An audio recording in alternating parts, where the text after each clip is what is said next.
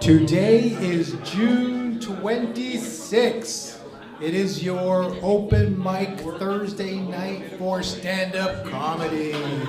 Welcome to the CFTA! Continue that love for Hamilton's icon, Larry Smith! Right on. Welcome to the CFTA. How are we all tonight? Right on. Holy shit. I don't know how this worked out, but Joey Baum is back this week. So we've doubled the audience because you're back. So that's great. I am your, we doubled the audience. Well, I don't know if he's doing comedy. Is he doing comedy? Oh, wow. Well, welcome to the show. Holy fuck, you know what's hilarious? There's no way if we did this show yesterday, you'd be sitting there in a plaid shirt. Like, holy shit, Mother Nature's going through menopause or something with the mood swings, eh? Yesterday I couldn't wear a shirt. Today I walked outside and went, fuck, I need a jacket. For the people live streaming, this show is done in Canada where we have 2 seasons, What the Fuck and What the Fuck. That's all we have. You're either boiling or freezing. We have like a 2-day season at the end of winter called spring. We kind of skip fall. It's just hot and then you wake up and go, fuck. Now, I have a lot of work to do because I have the giant pad of comedians for the people watching online. Dexter made me do a commercial while I was doing my rehearsal joint. That's right, I smoke a joint before the show because I want to do a good fucking job for you people. Straight Larry is not a funny Larry. Straight Larry goes to my mom's for dinner. You wouldn't want to hang with that dude. Fuck. Oh, right. It's on this side now. They've made me bigger announcements because I think they like to fuck with the stoned guy. I think they go, oh, fuck. Oh, no, I think he understands them now. Let's fuck around with them. And I've been swearing way too much. I forgot there's a kid running around here somewhere. Well, you may think it's okay. Somewhere up there, my dad, who passed away, is going, what the hell, Larry? All right, these are the CFTA announcements before we get to your show. And I can't do too much off the time because once again, we started my residency this month this way, and we're going to end my residency this month this way. Greg Drabowski has honored us with his presence, and we'll be doing a longer set off the top. Everybody else does 5, but because he's Greg Drabowski, okay, anyhow, yeah, he's got to get ready for his big special, which is just his set being filmed here and streamed. These are the CFTA announcements. Food, snacks, and drinks are available at the bar. The only thing not available at the bar is booze. Irony. But there are lots of sugary snacks, and there's all kinds of non-alcoholic this and that and everything. And anyhow, we don't need booze to have fun. That's why God lets you go outside and smoke a joint. Second of all, hey, listen. They don't mind if you go outside and smoke a joint because they sell fucking snacks and shit over there. High people buy shit. We eat anything, high people. It's the only reason 7-Eleven sells food. Normal people don't eat shit from 7-Eleven. They sell no food during the day. All that food at 7-Eleven is sold from midnight till 4 a.m. It's when the zombies come in going,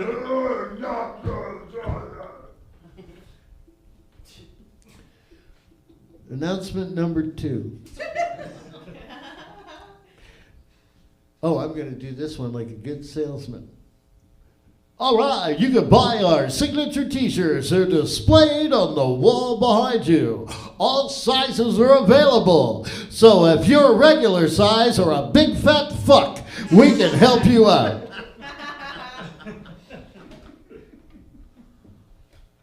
They're making me do this. All right. Oh, sorry, I don't need that. All right, here we go. The show is being streamed live, so please fill up the front seats, which you've done because Joey Baum trains his friends. Plus, you're a veteran, man. You're here every show. I mean, holy shit. Now, here's a reference only these three old guys in the front row are going to get. And by old, I mean my contemporaries.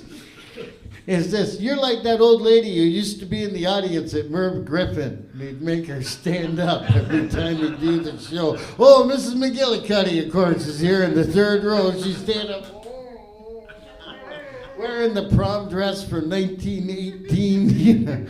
All right, but I'm glad you're here. I'm glad you're here because without you, Roddenberry Industries would be underground. He's the greatest advertiser for them. Every show, Roddenberry material. Roddenberry. That's right, he's on Star Trek. Okay. CFTA uses the content filmed for marketing purposes. If you don't want your set to be used, please write opt out next to your name on the list. Fucking bitch it Greg does that because he's a fucking star. Oh, did I say that on the mic? I'm sorry. All right, after that we've got, if you want to buy a professional 5-camera video of your set, it's only $10. You can get 5 angles and it's excellent sound and all that kind of shit. But no, you cheap bastards will come here and duct tape a phone to a fucking mic stand. Dexter's over there working his ass off like he's landing the fucking space shuttle. Cutting you, giving you close-ups and all kinds of shit.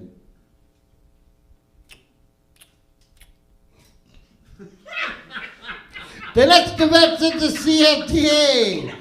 Thursday, of course, is always an open mic night, except, as I told you, at the end of July, you guys, we can't have an open mic because the CFTA will be hosting a whole bunch of fringe shows during the Hamilton Fringe Festival. That's right. Jake is doing a show, correct? And what is your show called? Let's Start a Fake Cult. What a great title. Let's hear it for Jake. Jake's doing a show here. There's a music show.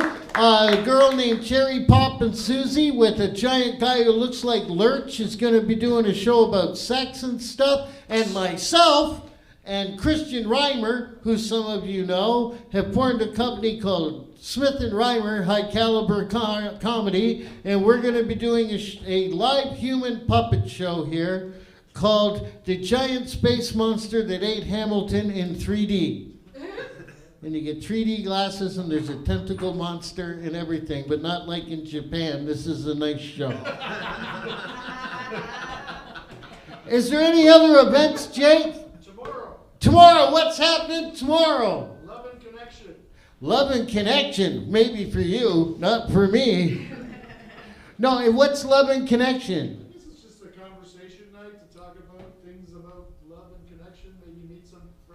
Wow, man. Tomorrow is Love and Connection night. Yeah, man. They're going to be here and they're going to rap and talk about life and the universe and everything going on, baby. CFTA tomorrow, man. It's the place to be. Come on. Open your third eye. Hop in the pool. We're all swimming, man. Okay, I'm back. Follow CFTA on their socials. That's right, I'm a 59-year-old man saying socials. I don't know what the fuck it means, but they got them. They got socials. I had socials once, but the doctor gave me pills and it went away. Yeah, I once fucked a girl from Lancaster. She was so high class, she gave me lobsters. It was okay, though. The doctor didn't give me a cream. He just said, boil some butter on the stove. They'll leave on their own accord. Yeah, she was so snooty when I was fucking her. She kept going, oh, Lawrence, I'm about to arrive. All right. Okay, so I'm up to announcement number 8, and then I'm going to do announcement number 9.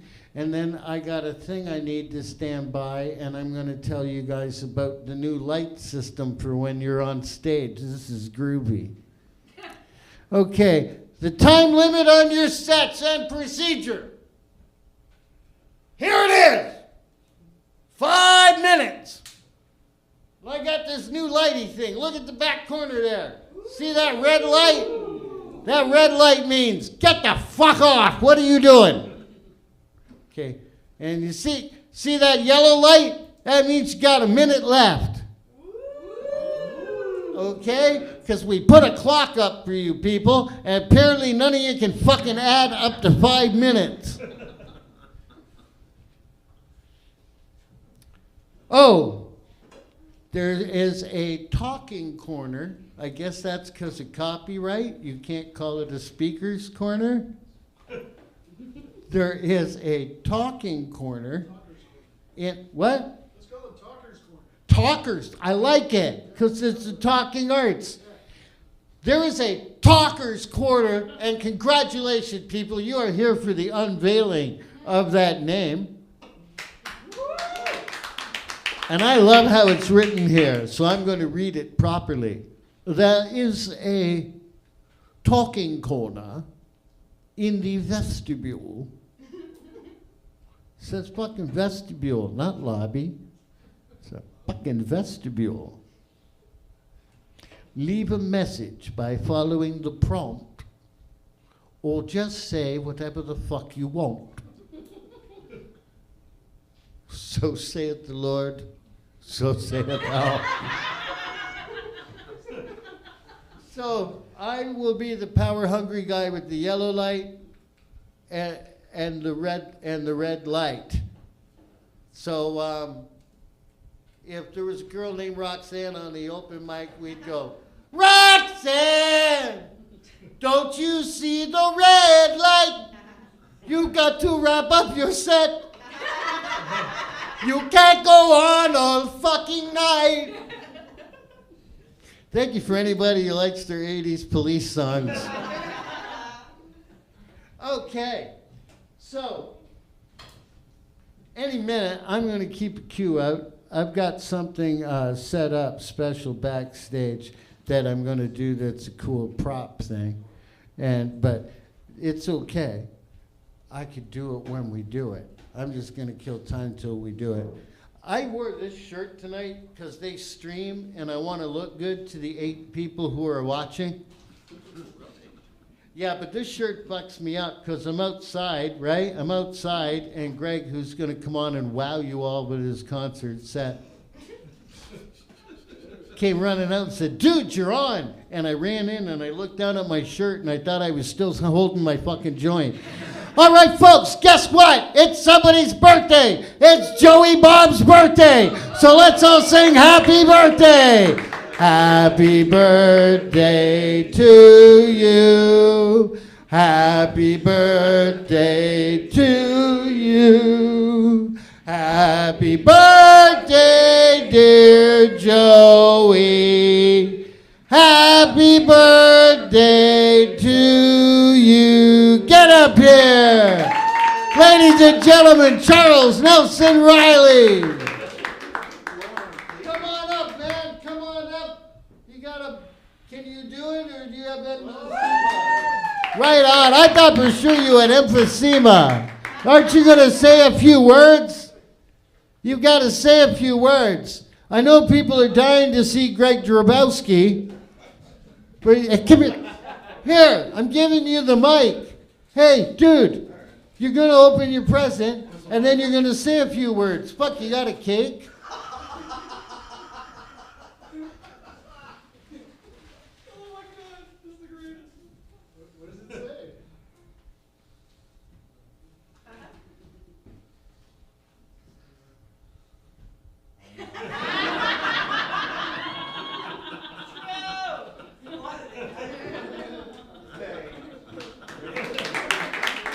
For the people at home streaming, you don't understand that that shirt is so fucking him. I would not buy my. No, what a lovely cake. And let's hear it for our lovely spokesmodel, Carolyn Marilyn. From Let's Make a Deal. Brought out our amazing cake. That's fantastic, man. How do you feel? Were you expecting that? No, not at all. No, wicked. You're not old because we're around the same fucking age. So you're. It's my birthday. It's the funny part. It's not your birthday? Then thanks for holding up the show. You know, like what? You know, like what are you? Some kind of an asshole? What the fuck? Well, you're not Andy Kaufman. Don't do this experimental shit here. Okay? All right. I have to do the announcements. First, there's food and snacks that are available at the bar. Okay. Nobody gets it. Nobody's going to stop me. There's cake. There's cake. And to a stoner, that's a happy thing. I ate a lot of cake Sunday because I do kids shows. You can get me a 188. I hate your little fuckers, but Uncle Larry needs the money. I got fired because I ate half the birthday cake. Well, don't hire a stone person and then leave him around the cake. And then I got fired because some kid kept going, I want my mommy. And I was like, look at the rack on her. I want her too, but I'm not fucking whining like you are. All right, we got all the rules down and everything like that. I think we're going to kick off the show. And I bug him a lot because he's my buddy. And also, I don't want to piss him off too much because he got me a really good paying gig at a trailer park in August on Labor Day. So I don't want Greg too fucking mad at me. I'm just busting his balls because I know he's leaving long before this show is over, and I'm still going to have to take the fucking Barton bus all the way to Melbourne. But you're going to enjoy him. He's a very funny guy, and he will not put you to sleep because Greg is louder than a fucking 1970s radio alarm clock. There it is. Ladies and gentlemen, please welcome one of my best buddies, Mr. Greg Dobrowski. Come on, keep it going for Larry, everybody. He keeps calling me the celebrity, and you know who the real celebrity is, Larry.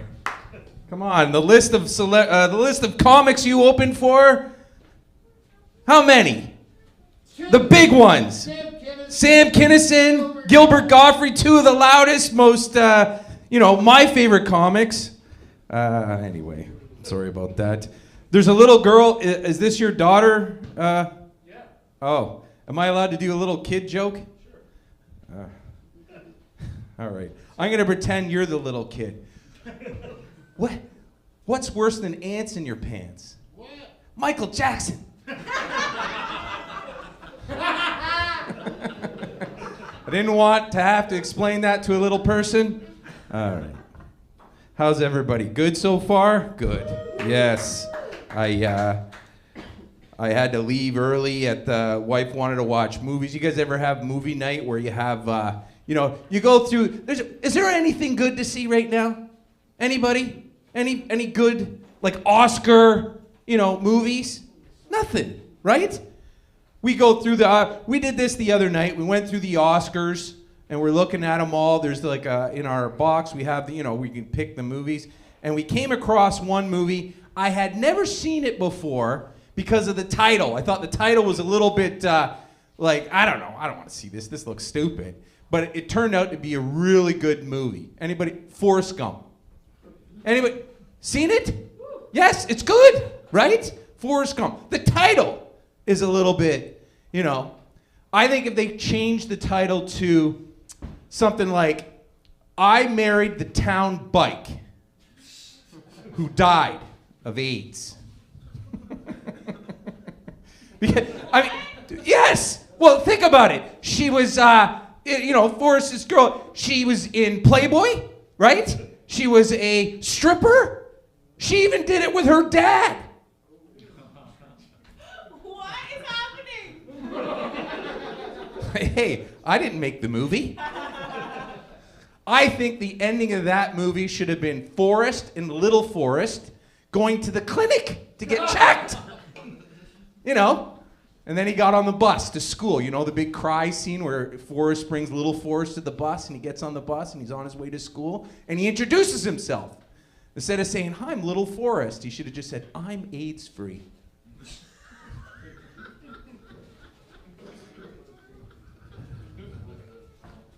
Somebody liked it.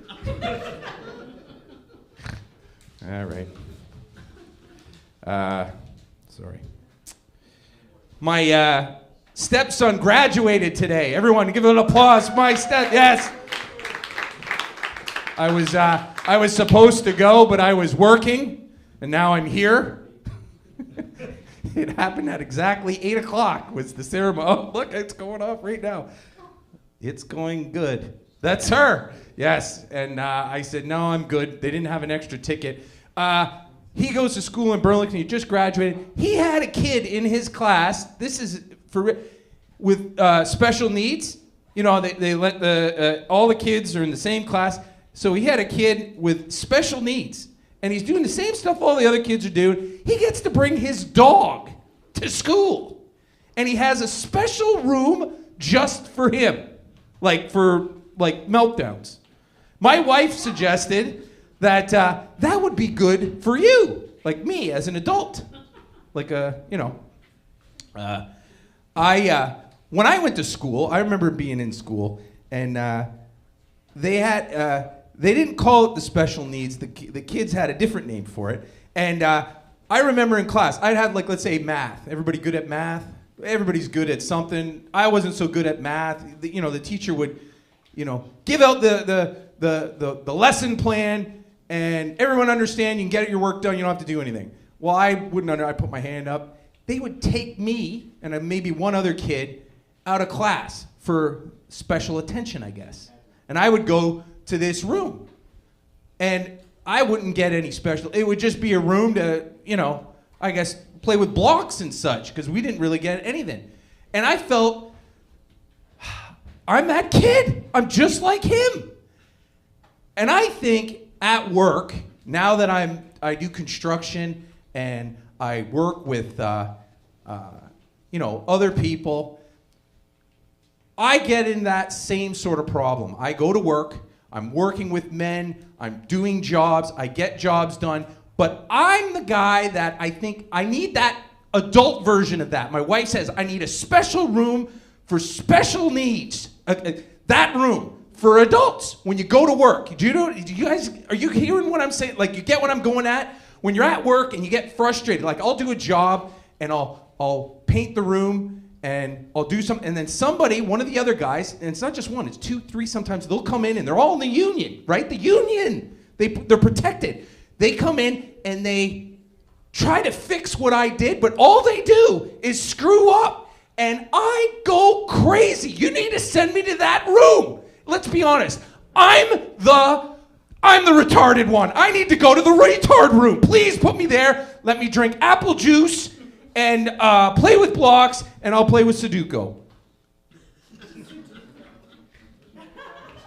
The triple R, rec room.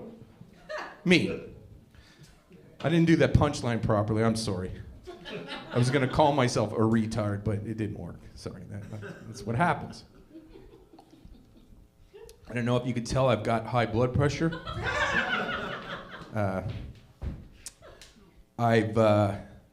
Recently, I get these people and they call me like I'm an asshole because I don't like to give blood. And people come to me and they say, you're saving lives. You're saving lives by doing it. Right? Like I'm an asshole. Listen, I shit blood every morning. I give enough.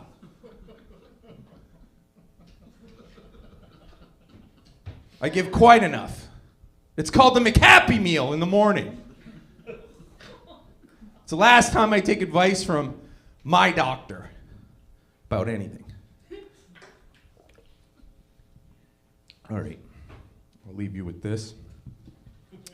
Anybody hear the story of a gentleman worked at, wasn't a gentleman, it was a young lady.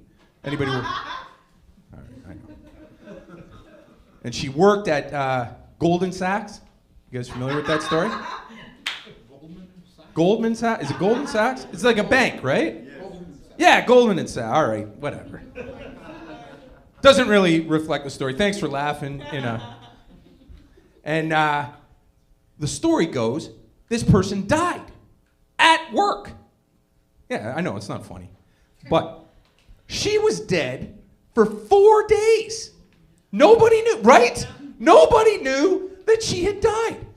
What kind of people, what kind of assholes do you have to work with that they don't know you're dead for 4 days? Can you imagine that? You're at the workplace, you're sitting around the, that little area everyone hangs out for coffee in the morning, you're like, oh, do you see Brenda's already in?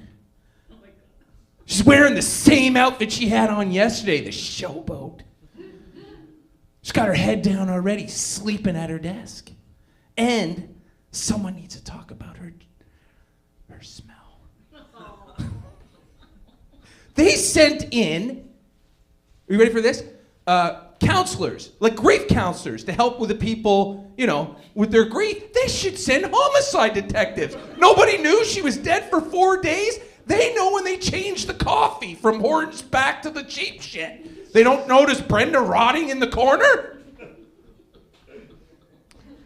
All right, I feel my blood pressure going through the roof.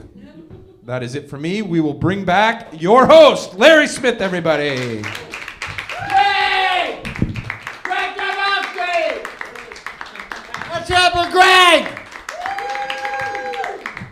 Right on. Greg, of course, tonight didn't wear his signature bald cap because he's being paid to promote the new Superman movie that's coming out that features Lex Luthor. Don't forget about that. That's right on. I can make fun of another bald guy because I'm a fucking bald guy. But for the ladies in the audience, I'm not going bald naturally, okay? This is from chicks in bed going, yes, yes, yes, yes, yes. That's front and the back. That's from under U-turns under the sheets, because I aim to please. That's right, you women don't want to fuck those big muscular guys. No, you need a travel-sized guy like me. I'm like a fucking squirrel under that blanket. I'm up and down. I can be out to the kitchen, back, spray you with whipped cream. You won't know I missed a beat. Fucking right. By the way, Jamie Hopping, I'm just going to do one quick thing to prove a fucking point. These guys laughed when I said, you all laughed when I said I did kids shows. Well, right now I'd like to show you something I do in my kids show. This is my version of Little Red Riding Hood. Yeah, except in my don't laugh like it's already fucking dirty, or I'm going to give you a shitty intro, you asshole. You don't know the power I have. I'll tell Deck, shut the camera off during his set. No one needs to see Charles Nelson Riley's son, who pretended it was his birthday. So hold on, I got Jamie standing by and I'm trying to do a quick joke and it's gonna take Larry time to tell it if you don't knock it off, okay? It's my version of Little Red Riding Hood, except my version, she's hot and legal. She could have her own website with 5 cameras for $10 a minute. She's hot and she's legal. But she's like Maxim Magazine hot. Do y'all remember Maxim Magazine? Came out in the 90s, so boys would have something to whack off to when they weren't old enough to buy Hustler, but they'd outgrown the Christmas Wish catalog underwear section. I love it that there's people in this audience old enough to get that fucking joke. Because you guys remember being 13 back in the mid-70s waiting for that fucking mailman going, I need new girdle hats to whack off to, where are you? Remember when the only porn we could get? There was no internet porn. The only porn we could get was you'd find a fucking Hustler under your buddy's dad's toolbox in the shed. And you had to share it with the 9 other dudes you found it with.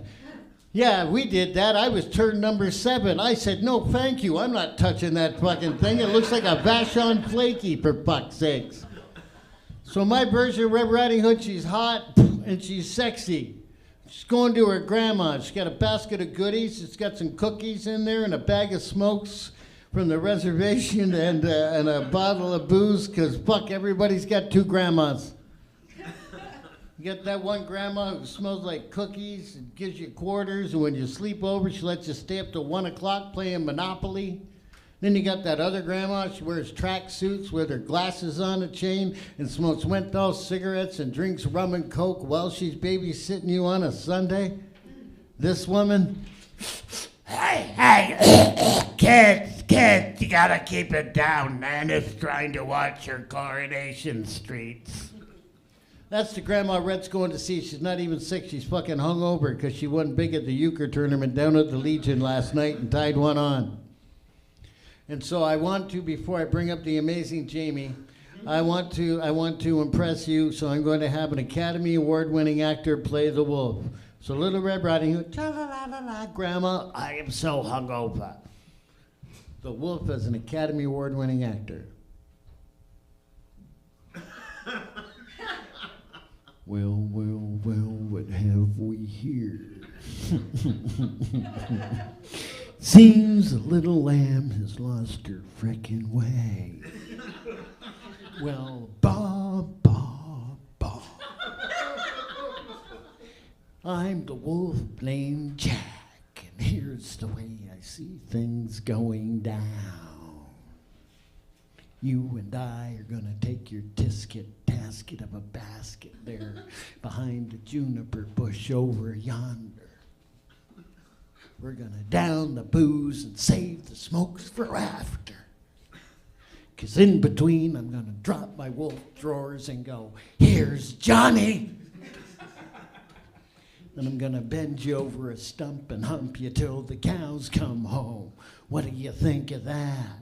That's when Little Red Riding Hood pulls a gun out of her basket and goes, no, you're not, asshole. You're gonna eat me, just like the fucking book says. Are you ready for your second comic? Ladies and gentlemen, please welcome the amazing Jamie Hoffing. Thank you, Larry. I really appreciate that. Wow, I didn't know Elmer Fudd could be so dirty. So yeah, you know what? I just recently got a new job. Unfortunately, this is a job that forces me to go into the office now 5 days a week. So basically, I've been like working from home for like the last 5 years. Like when we started, I was like Cillian Murphy, and 28 days later, like, hello, anybody? And now I'm like Captain America in the first Avenger, just like running around, just going like, what is this place? What is this modern day? You can say he was kind of marveling at what's happening, the world right now. But yeah, so I've been working from home in my apartment. But I kind of realized it was like, am I feeling what it's like to be in prison, or am I running a one-person restaurant? Because I'm like the cook, the customer, and the dishwasher all at once. And there is so many dishes to be done every single day. Like dishes pile up so much, and in order for me to do the chores, I'm starting to write myself 1-star negative reviews on Google. Like, Jamie's place is like dirty, disgusting, I will never eat there again. And so that helps me do my dishes. Unfortunately, my friends are now like chiming in with theirs, like, I agree, Jamie's is the worst. But then, so now that I have to go in the office, I have to commute from Hamilton to Toronto. So I have to go to the GO train now. And man, that thing is packed in 4 stops. Like, the Lakeshore West GO train is gonna, like, 1 year from now, going to be like one of those Indian trains where like people are just like hanging off. Like how do they collect people? It's almost like it's like a car driving up in Northern Ontario, just like smashing through bugs with the windshield. Like, that's how it looks. And it's so packed. Like, when people get on, there is not a seat left for anybody. So like people who are on deadline, you see their like faces, and they're just like stressed and they have their laptops. But like I saw one guy just like going to the washroom with his laptop. It was like the only seat left for him. And then he didn't come out till he was at Union Station 30 minutes later. But like speaking of bathrooms, going back into the office, you know, first day I'm having some coffee, but then the coffee hit, then reality hit. I have to use a public bathroom now. And I'm a shy pooper. Like my motto is like, if you're doing number 2, it's best to do it in solitude. And so, but like the urinal is so disgusting. There is pubes everywhere. I don't know like who's unzipping, and like all of a sudden it turns into like a confetti cannon of just pubes. Like zip, poof. It's disgusting. I know. But every day, I don't know who has that much hair. Like just lining every day. And the washroom gets clean, but but then it's actually time to go, and it's a race in Union Station just to get to that last train. And it's like running with the bulls. Like either you're the runner or you're the bull, just like tossing people out of the way, people flipping. But like you finally make it to the train and there's no seats. But I know of one. Anyways, thank you so much, everyone.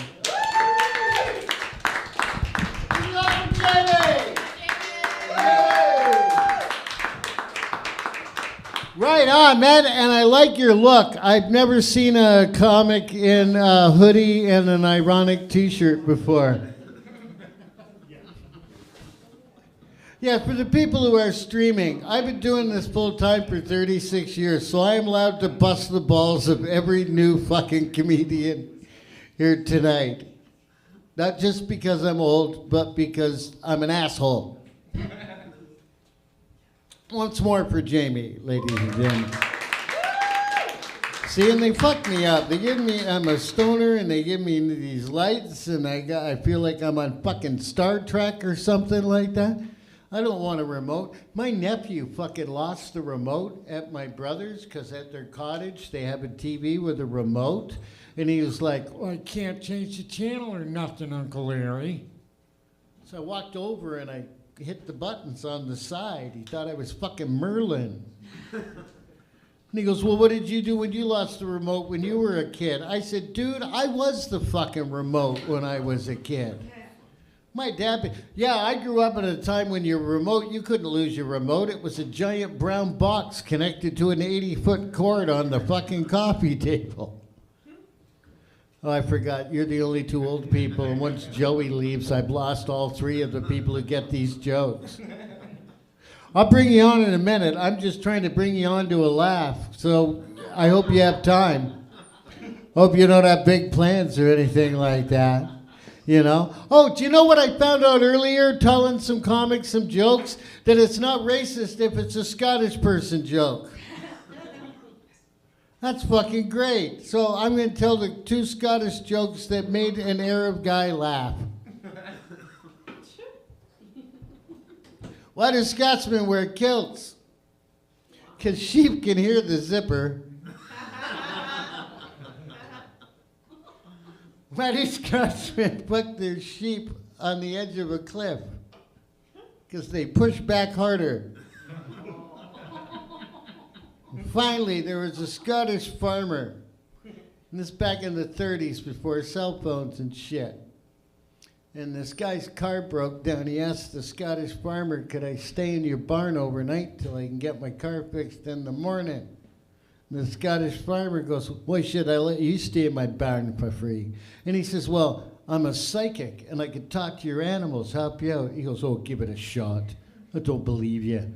So he goes and later on he goes up to the farmer's house, knocks on the door, said, "Hey, look, I talked to your chickens. Do you keep your hutch at 85 degrees?" He goes, "Aye." He says, "Oh, it's too hot for the chickens. They don't like it." He goes, "Oh, that kind of makes sense. Hold on a minute. Okay, I'll think about it." Psychic comes back and goes, "Hey, I talked to your cows. You should wear gloves in the morning because the reason they're kicking and squirming is your hands are too cold on their udders when you're trying to milk them." He goes, "Oh, that makes a lot of sense. Okay, you can sleep in the barn. He goes down. About an hour later, the psychic bangs on the door. The farmer opens the door and goes, "What is that? I told you could sleep in the barn. What is it?" He went, "Well, I went and talked to your sheep." The farmer goes, "Liars! Each and every one a fucking liar!" So, sorry to bring you on to sheep fucking jokes, but I know you're going to kill because you not only don't have a last name, you only have one letter. We're going to chip in and get you a whole last name after the show. Ladies and gentlemen, please welcome, oh, she's very funny. I've seen her before. Please welcome Diana B.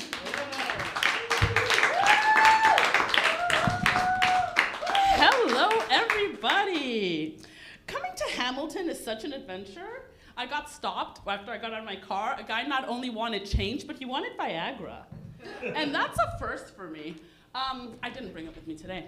However, last time I was here in Hamilton, my boobs made quite a stir. Some people know, yeah, I got a lot of comments coming in during the show, getting out. But it's crazy where inspiration comes from, because I'm glad that a comment was made about Marvel, because what I'm gonna do is share my boobs' origin story. So I have been living in this body as you see it since I was 10 years old. When my friends were blossoming through puberty, I exploded into womanhood. Okay. I started being catcalled at a very young age, and I was literally being catcalled on the streets while I was still watching Sesame Street. Somebody said, that sounds like such a pedophile joke. You should pick a different show because you were 10, not 5. Yeah, because being catcalled at 10 is so much better than being called at 5, right? Anyway, it didn't stop there. My friends eventually started catching up, and they would get taken on these shopping trips to La Zenza to buy these cute little pink and purple bras with glitter straps. At the same time, my mom would be dragging my ass to a Hudson's Bay to the boxed bra section, where I could choose between beige, light beige, and if I was getting really risky, nude. Yeah, these are all the shades of Band-Aid, in case you haven't caught on to that. Now, times have changed, and I have to say that aside from, the last time I was in Hamilton, I don't normally get comments on the street anymore. Like everything else in the world, it's gone digital. So I get it in my DMs. And often I will get something from some guy that says, I bet you those are double Ds. You see, she's laughing because she knows. Men, you have been lied to your whole lives. Double Ds are not big tits. My training bra was a double D, okay? I wear a J. And if any of you are trying to count how many letters there are between D and J, just stop right now. Because bras don't go A, B, C, D, E, F, G. They go A, double A, triple A. I counted. I am 16 sizes higher than a double D. Yes, damn right. So I think it's adorable when men think like double D, and I'm like, oh my God, so cute. Oh my God, they think I'm tiny. Now, shopping for J cups is not so much like shopping for cups than it is like punch bowls. And I also believe that J can be a little bit intimidating because it sounds a lot like a category for a hurricane. Like if somebody was to say like a J was gonna be here tonight, you might bunker down and bring your pets and children inside. But this is what we're dealing with instead. But speaking of natural disasters, I am on the dating apps. And I'm on that because I think the equivalent of big boobs for men, for me, on the other end, is a hairy man. I love myself a burly, hairy man. And I'm talking about when I was asked whether I would choose a man or a bear, I chose the bear, but that's because I thought we were talking like the blue oyster category kind of bear. You see, the old people got that? I wasn't gonna do that joke, but I'm like, some people in the audience will get that. Just think, who's the hairy guy from Parks and Recs? Kind of like that guy. Now, I did grow up with Thomas Selleck. My mom was in love with Thomas Selleck, so to me, that was the epitome of what a man should look like, right? Just hairy with a lot of fur and mustache. And I think that the whole concept of manscaping, or like I like to call it, Operation Smooth Criminal, is ridiculous. Because I like to multitask. And if I can't suck a nipple and floss at the same time, I don't want it. I want a man I can run my fingers up his chest, my fingers through his hair, shoulders, and then down his back. And when I'm done, look like I just walked into a GO Train bathroom. And I will leave you with that tonight. Thank you very much, guys.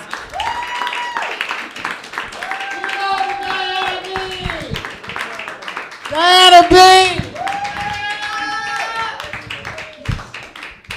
Diana B! Right on. Hey, I get to do a commercial now. This is fucking great. You guys are going to be thrilled. People that are here are going to be thrilled. People online are going to be jealous. Guess what time it is, kids? What time? You can do better than that. Guess what time it is, kids? What time is it? It's 2 for 1 patty time. Patties came in late. You guessed it. It's 2 for 1 patty time. They got 2 for 1 patties tonight. Now I need to talk to Jake. Hold on, Jake. What kind of patties do we have 2 for 1? Beef and vegan, handmade by a chef. Beef and vegan, handmade by a chef. Right here, 2 for 1. And dude, is this like Burger King with the burger and the chicken sandwich that are on deal? Can I mix and match? You can mix them up. Wow, you could go surf and turf. Like literally turf. Oh no, it's not surf and turf, it's turf and turf. Because it's beef and fucking grass. Fuck, too much grass for me makes me confuse that shit. Hey, what do you call a masturbating cow? Beef stroganoff. Okay, I'm going to bring up the next comic in a minute, but I'm going to do a bizarre joke to do with cows because he's a bizarre guy and you need a bizarre joke before he comes up. You're going to really enjoy him. But here you go. This is my conversation between 2 cows about mad cow's disease. I'll be playing both parts.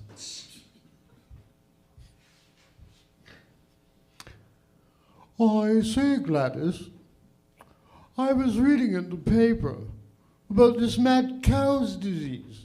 Are you concerned? No. But it's a disease where bovines, cows like us, are going mad, simply mad out of their minds. Are you not concerned? No. But it's making cows go crazy. How can you not be concerned? 'Cause I'm a penguin.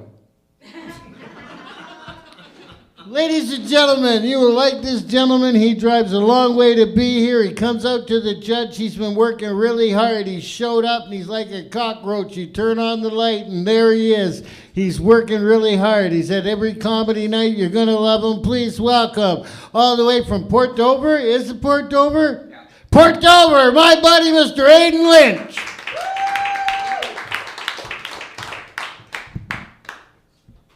Thank you, Larry. It's been a rough month. I actually just got fired a couple weeks ago. I was working at the suicide hotline, and it didn't go well because I'm pretty much a pushover. Shit. I'd get a call, and someone would be like, they'd be like, oh, it's been so rough. I can't do it anymore. Sometimes I want to put this gun in my mouth, and I'm like, come on, don't do that. He's like, oh no, I'm gonna do it. Come on.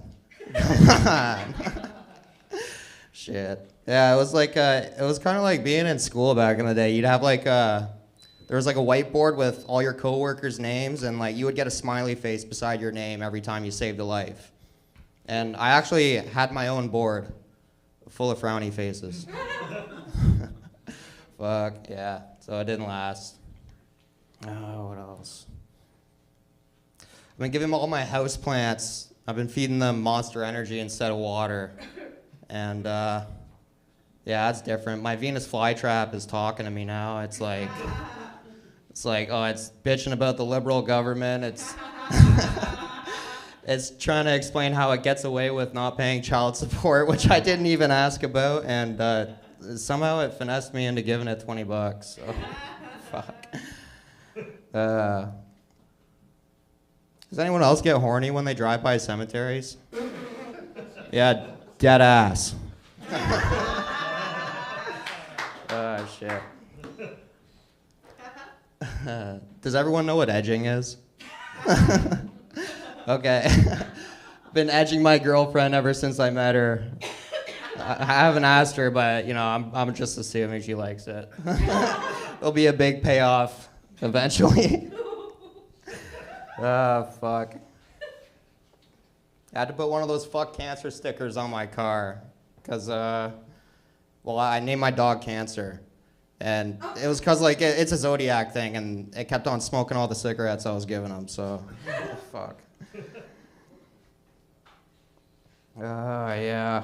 I'm not very good at one-liners, mostly just because, like, I can't stop after one line. Shit. Been swiping on Tinder a lot lately. Came across... what do you call it? They call it a popular user on Tinder, and I just figured, you know, that's like, it's got to be the nicest way of calling somebody a slut. But I'm 28. When you're my age on those dating apps, you get a lot of single moms, which is fine, but like, a lot of their bios are pretty much the same thing. It's, oh, my kids come first. Just fucking disgusting. Fuck. Oh, yeah. Taylor Swift owns a bunch of shit now, I guess. I don't know. Yeah, my friends think I'm gay, and I don't know why. Yeah.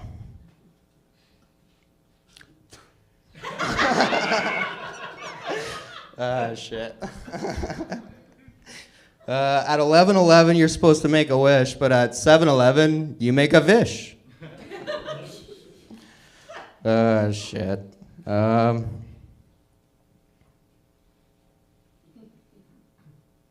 Oh, yeah. I came across a couple homeless guys on my way here. I was passing through Gage Park, and they did not like that.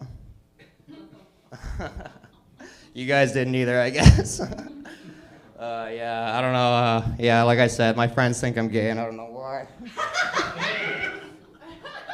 Fuck. All right, I think that's my time, guys. Thank you. Elaborated! Right on. So far, I want to say we've had 3 full last names in one letter. We like to keep track of certain survey things at the show. At least tonight's one open mic where it's not every comic's wearing a fucking toque. That's happened here the odd night. Every comic's wearing a fucking toque. At least, oh no, this guy has his hat on backwards. Are you a comic, sir? Yes, sir. Well, I won't bother you then, but I don't like guys wear their hats backwards. They're like, what are you proving? I'm so tough, this sun doesn't scare me. This freaks me out. Okay, before I bring the amazing Andrea up here, and I gotta figure out this fucking light thing. This is a mean thing to do to a 59-year-old stoner. Tell him he's gotta keep adding 5 to what's ever on the clock and then remember what the number is. And then you gotta remember if A is the yellow light or B is the yellow light. And I'm fucking with poor young people's careers. I can't take this anymore. It's been a fucking month. I've been here a whole month. I only do it because they're really cool posters. I love the posters they make of me. I had a girl tell me I looked hot as the fucking dude with the car and the leather gloves and stuff. Said I kind of looked like a poor woman's Jason Statham. You know what I said? Roy. Oh, fuck yeah. Okay, apparently it's not racist to do an Irish joke either.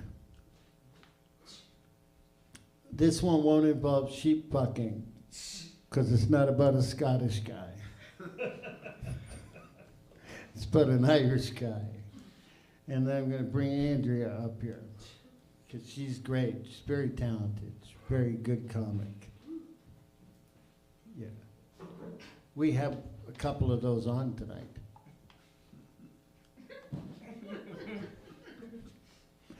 I'm trying to be dry, but it's just getting nothing. Okay, so my Irish uncle wouldn't stop drinking. So my Irish Aunt Rose, she went to the local priest, Father O'Flaherty, and she said, I can't get my Mike to stop drinking. How am I going to get my Mike to stop drinking? And Father O'Flaherty says, I'm going to tell you what you're going to do, okay? Here's what he was adopted. Here's what are you going to do. You know that devil's costume you have from last Halloween, eh? You, the next time he go out drinking, you put on that devil's costume.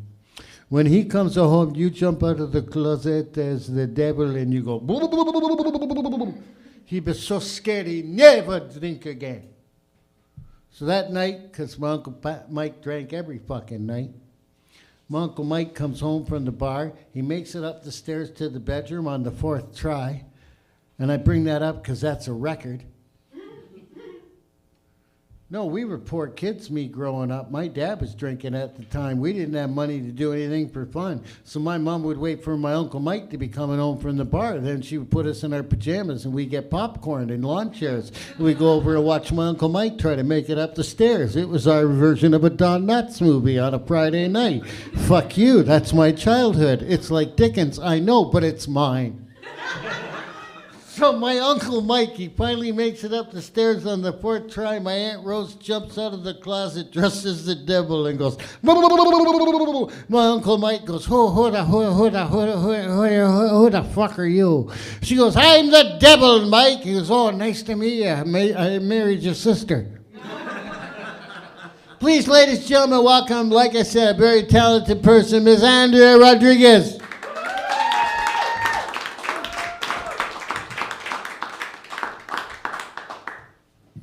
A lot of pressure.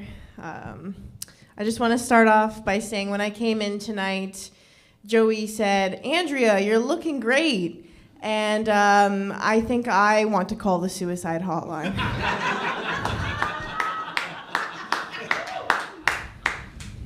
think it's time. Every time I'm here, if I laugh at Joey, I know I'm not doing well. If Joey compliments me, I'm not doing well. So it's not looking good for me. I also want to say, I want to apologize to Dante. Before the show, I actually made a pretty racist joke. I'm not going to repeat the joke, but me and Dante are friends, so sorry, Dante. It was a bad joke. Okay, I'm Andrea. I'm from Hamilton, born and raised Hamilton. Did you know Hamilton, it's so beautiful in this city. It's the city with the most waterfalls in the world. Did you know this? Yeah, one less when I leave town. You know what I'm saying? One less. I really didn't need Joey's compliment to make me feel like I was worthless. I'm not doing too well right now, actually. I went to the doctor recently because I have a lump in my shoulder, and they did all the tests for it. And the doctor called me with the results, and it was actually worse than I could have imagined. It's a lump of fatty tissue, so my body dysmorphia just cannot handle that. I keep calling the doctor for follow-up appointments, just hoping it's cancer. Just need it, you know? Speaking of cancer, I really want to start smoking cigarettes. I want to be a cigarette smoker. It seems like such a cool thing. You know, you're out there, you're socializing. I want to be a cigarette smoker. I've decided that I will allow myself 10 cigarettes for my whole life. 10 cigarettes for my whole life. I call it the Tarantino approach. Yeah. For those of you not following along, Quentin Tarantino is a director. He's famously said he's only going to make 10 movies his whole life. If you didn't already know that, you're not going to get this next part. But yeah, 10 cigarettes my whole life. I am concerned, though, that by cigarette 6 or 7, I'm just going to be saying the N-word a lot. Just like, no, it's historically accurate, okay?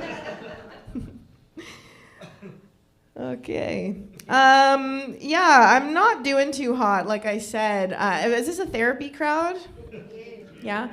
I recently quit therapy.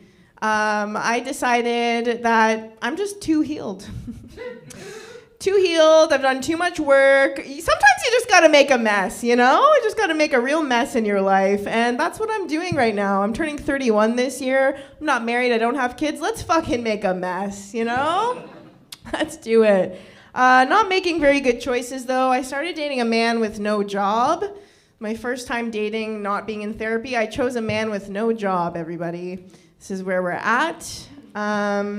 It's actually great, though. I didn't actually factor this in, that in my past relationships, they all had jobs, and it didn't work out. So I think it was that they had jobs. I don't think it was anything else. So I'm dating this guy with no job. It's the best. He has so much time for me. It's my dream come true. And you know what they say, more money, more problems? No problems in this relationship. No problems at all. It is kind of crazy, though, this new person I'm seeing. They like to do dirty talk in bed, which is crazy. Anybody here experience that or do that? Anyone gonna admit that? All right, okay. It's wild. It's so crazy. You say the most heinous, horrific things to someone, and then you're in the kitchen later like, hey, do you want coffee? Milk and sugar? It's pretty crazy. Oh, I have the light. Okay, gotta move on here. Diana said she likes hairy men. I love men with glasses. I think it's just because they can't see my chin hairs. Yeah, I love men with glasses. All of my recent boyfriends have had glasses, and there was one boyfriend I had who got LASIK. I broke up with him. As I'm saying that joke, I'm realizing Joey has glasses. This is bad. I'll end it with this. I recently moved into a new apartment. In my application, I had to disclose whether I had pets or not, and I don't have pets, but it was important that I disclose that I am the owner of a Hitachi magic wand, equally as loud as a small dog. And it's crazy, right? Like, I have to plug this thing into the wall outlet, so the outlet next to my bed. I have to unplug my lamp to plug in this vibrator. It's like, do I want to have real light? Do I want to see light, or do I want to see the light? You know what I'm saying? All right, that's all I got. I'm Andrea Rodriguez. Let's bring out Larry Smith. See, I told you. Very funny. Ladies and gentlemen, now on to important things. Don't forget, we've got patties. We've got patties up to our fucking asses.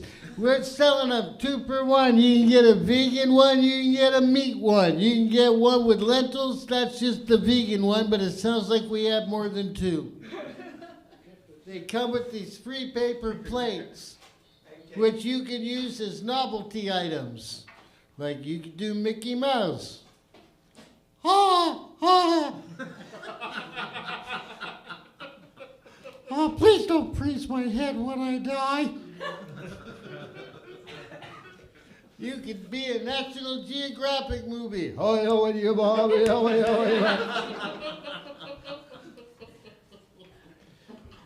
Here's George Jetson.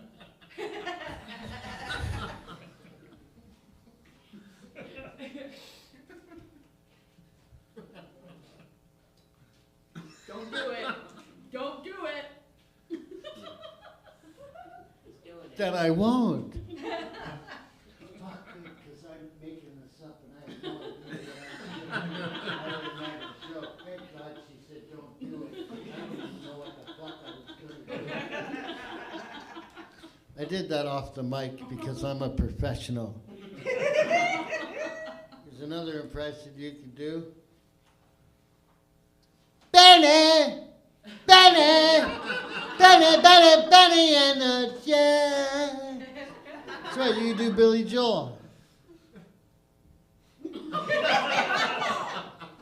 I love Elton John, except I got all upset because when the Queen died, my one buddy who didn't like the Queen said to me, "Hey, did you hear that Old English bitch died last night?" And I went, "Fuck you, Yellow Brick Road is an amazing album." Ladies and gentlemen, are you ready to see an amazing comic? A guy who's a mainstay here. I mean, you're going to love him. He's just fantastic. And boy, is he dressed looking for chicks tonight, I'll tell you. He looks like a Colt 45 ad from 1976, man. Billy D. Williams has nothing on you tonight, my friend. You are a sharp dude. Ladies and gentlemen, a comic who is so fucking wicked, he only needs one name. The man I call the Inferno. Please welcome Dante.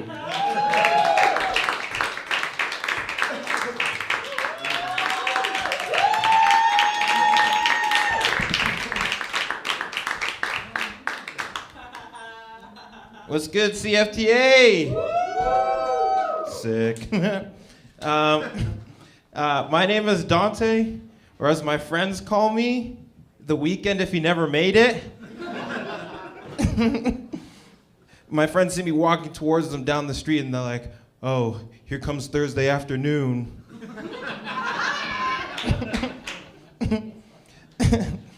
My friend lost his phone. I'm like, "Oh, don't worry, I'll call it for you." Called his phone, found his phone on the couch. It said, "Call from the work week." It's fucked up. Growing up, I felt like I was the only black guy that couldn't play basketball, which sucks, because I grew up in Milton, where I was the only black guy. Fun fact about Milton, we actually have one of the only deaf high schools in Ontario, and that was my high school. And it was really cool, you know, like even the cheerleaders were deaf. They'd be like, "Give me an A." They'd be like, "Ah."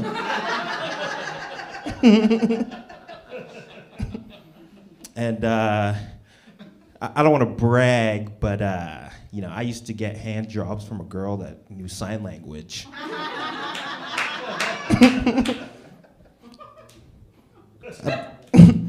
I'd be like, "Babe, can you tell me a bedtime story?" Yes, she could jerk me off and talk dirty to me with the same hand.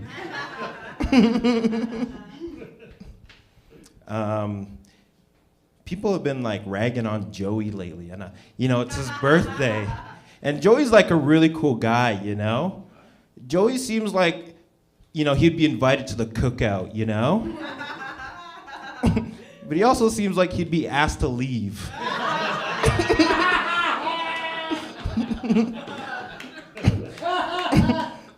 He'd be like, "I don't know why they had to make the vampires Irish."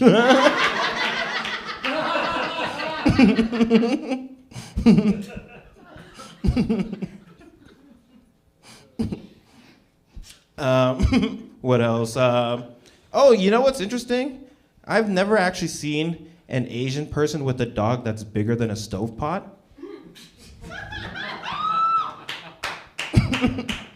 Just something I've noticed. I've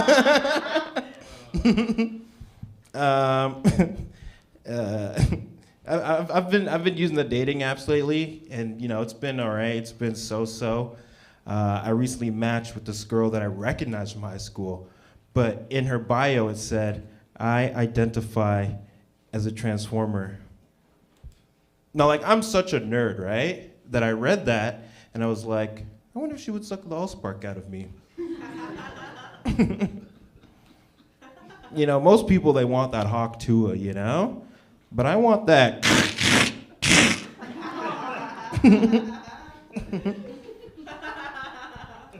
When we met up for our first date, I said, "Hi, my name's Dante." She said, "I am Sloptimus Prime."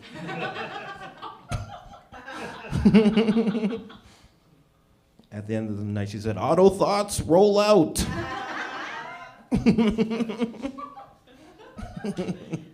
Sick.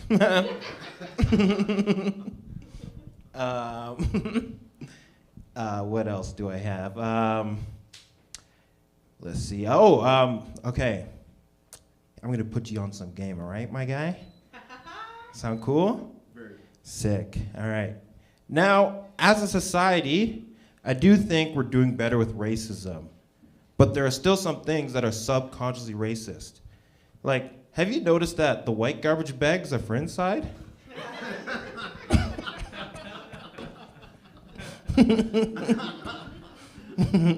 Sick. All right. Did you also notice that like the black garbage bags are like longer?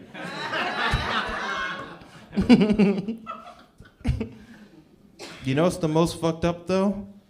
The brown garbage bags are for landscaping.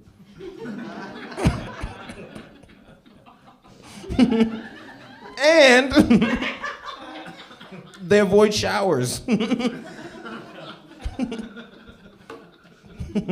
I'm glad you guys laughed at that one. Most of the time I have to tell people, it's just garbage bags. It's not that serious, Growing up as a black garbage bag guy. All right, that's my time, guys. Thank you.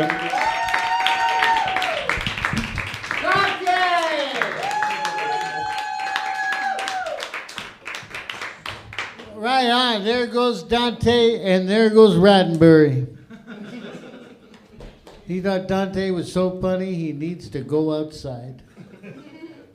Just to relieve some gas.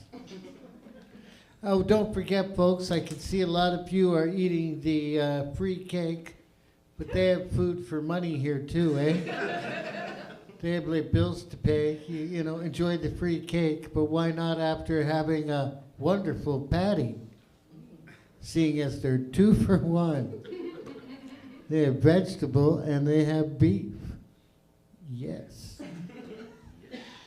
I'm figuring out the control. For the people at home who care, who are watching online, the B is the yellow light, the A is the red light, and the light down, the button down here is the Larry, you fucked up again light. Now, our next comic is the person who thought my Scottish jokes about sheep were funny. I want to get a big laugh before I bring him on. So I'm just going to do something quick, and I hope it really gets a big laugh. Ladies and gentlemen, I would now like to do for you a scene with SpongeBob SquarePants and Patrick from the SpongeBob SquarePants show in a scene that was cut from the SpongeBob SquarePants cartoon. I don't like this game, SpongeBob. Just shut up and take it, Patrick, and we both know that's not the safe word. Okay, I did my best, George. I thought the SpongeBob anal sex joke with a starfish would be funny. Because it's literally 2 starfish in one fucking joke, if you think about it. Sure, everybody else can come up here and do anal sex jokes and semen jokes and shit, but not Larry. No, you gotta be goofy and pull your shirt over your head and do Elton John impressions with plastic plates, because you're like our drunk uncle, you fucking asshole. That's right, you people watching online, this is what I do for a living. This is what I do for a fucking living. What do you do for a living out there in internet land? You ever have a day like this at work? That's right, I'm at fucking work. Not like this guy in the flannel shirt out having a wonderful evening. I'm working my ass off because I want to get a big fucking laugh for George before I bring him up. Because George handles stuff I eat while I'm here. I don't want him going, fucking Larry. I'm going to get botulism and die. And George will be, ha, ha, ha, ha, ha. Now I've done too much time, and he is going to try and kill me. But you're going to find him very funny. Ladies and gentlemen, please welcome your friend and mine. It's George!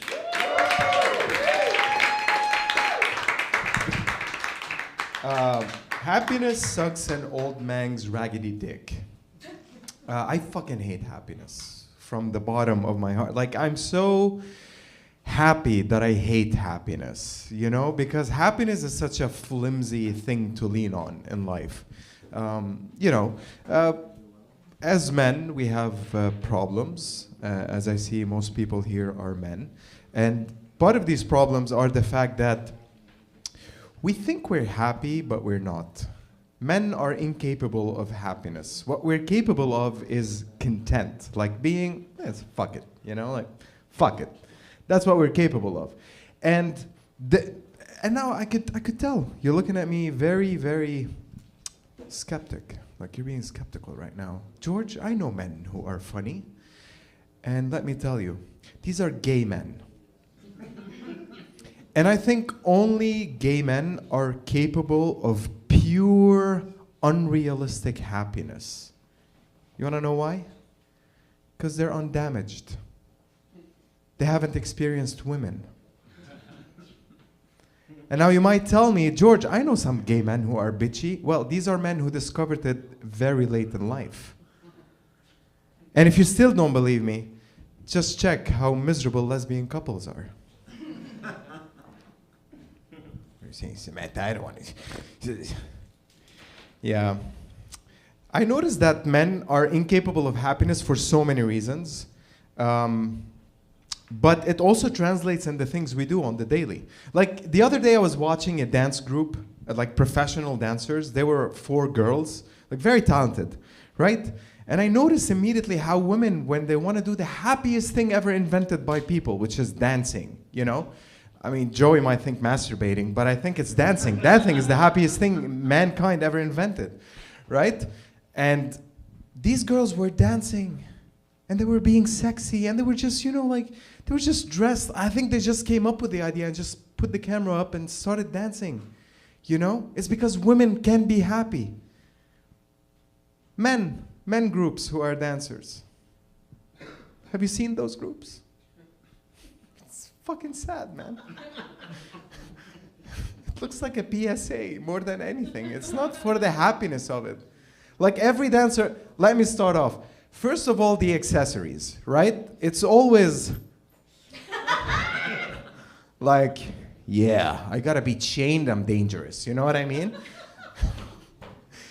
Second of all, you know, this is too much, wait.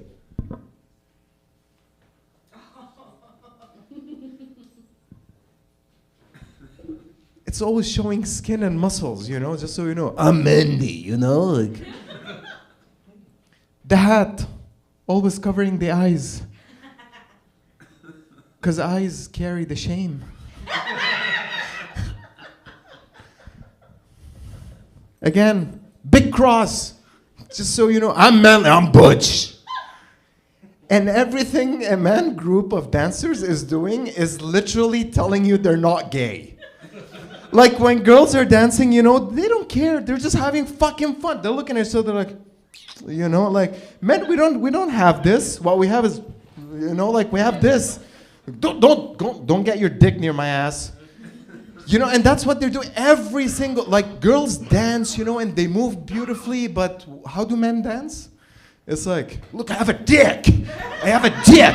If you come with me to bed, I'll show you what I can do, you know, like, it's all this fucking extra, and just to tell you, I'm not, like, it's literally a PSA. They're just saying, look, I'm doing the happiest thing, but I don't want you to think I'm gay, all right? And they're always, you know, like, dancing and like, what's up, girl? You know, girl. You know, that guy doesn't talk like that when he has a meeting at the office, you know? It's like HR comes like, hey, Kevin, did you get my email? What's up, girl? Bro, you're not that fucking, you know, you're not that fucking cool in real life. You're just compensating, you know? And just so you know, probably this is why I did this bit. I'm probably also compensating. I don't know. That was my time, guys. Thank you.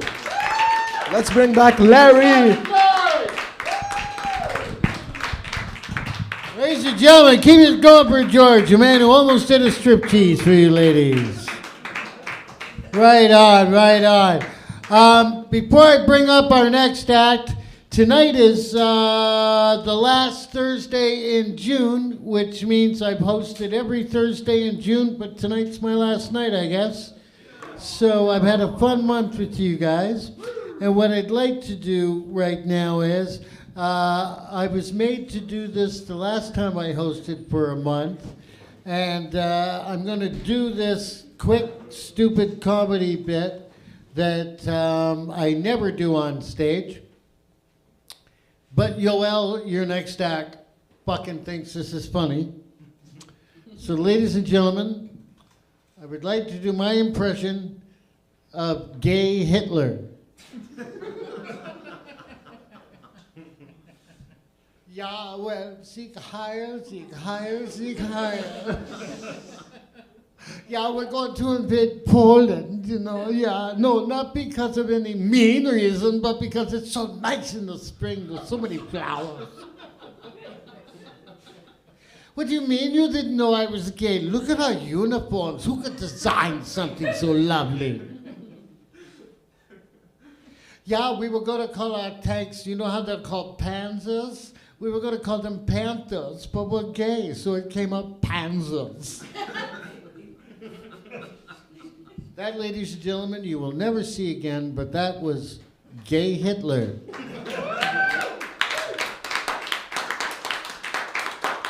You should see my bisexual Mussolini. It's dead on. My polyamorous mouse tongue, booyah, brings it home. I'm glad you people know who that is. At least some people here read. Somebody said to me, you were around when Nixon was president? I went, yeah, but I was 6. Do you know who Nixon was to me? Nixon was a guy who one summer went, hey, Larry, there's going to be nothing but trials with old men all summer. No good TV for you, you little fucker. Enjoy 1973. Ha ha!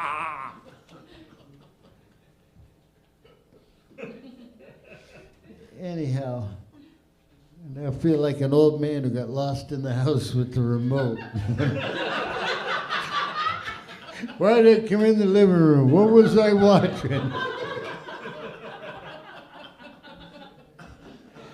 You know, I have a friend I haven't seen it a bunch of times wander into the club. I felt like it was on an episode of This Is Your Life.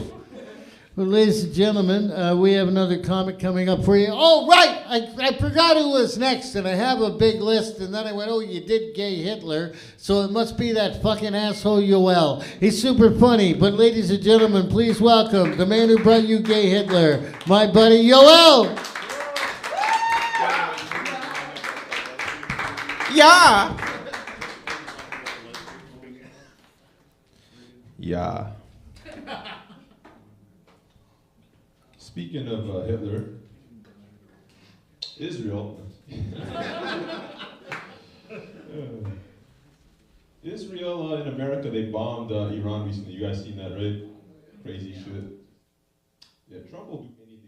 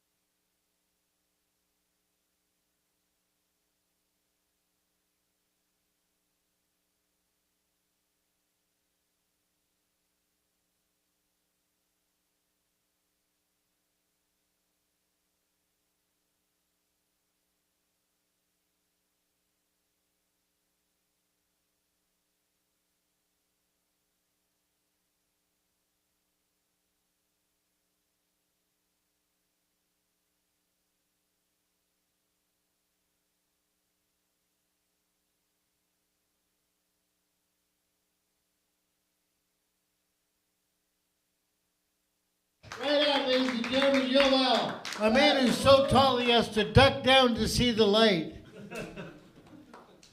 Hey, do you know where? You know why I know that open mic comics, when they die, don't go to heaven? Because if you showed them a light to go into, they wouldn't see it. Before I bring up your next act, I'm going to do my 3 favorite jokes that only comedians get. How many MCs does it take to screw in a light bulb? 1, but you never know when the fuck he's going to finish. How many pro comics does it take to screw in a light bulb? 2, 1 to screw it in and 1 to go, you know, I think I saw somebody do something really similar to that last Friday. Last but not least, how many open mic comics does it take to screw in a light bulb? None. They have no idea what the fuck a light looks like. Ladies and gentlemen, I'm going to get rid of this water because there you go, Faye. It's off the stage, but now it's on your table. It's not my problem now. I have no idea what this doodle means, and I drew it. I think this man wants to karate chop trees for pizza.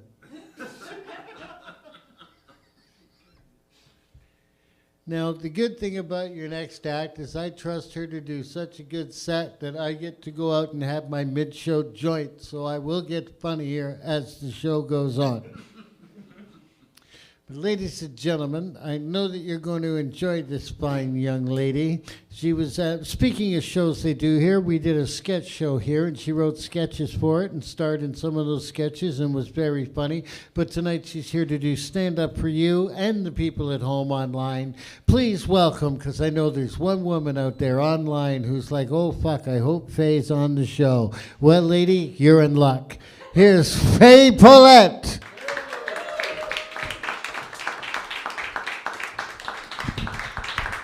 Keep it going for Larry Smith, please. Woo!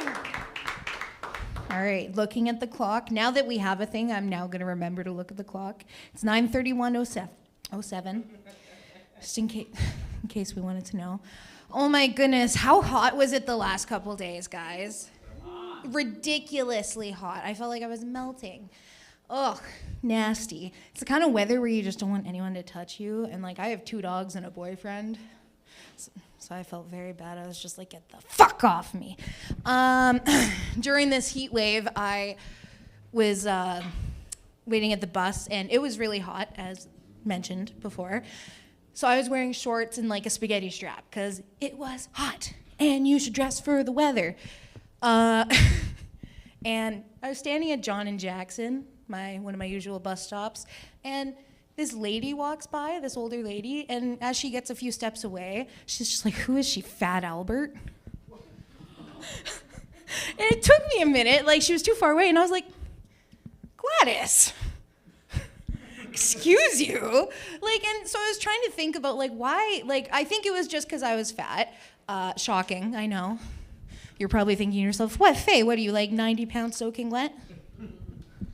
And I'd say, thank you, I'm learning to dress for my figure.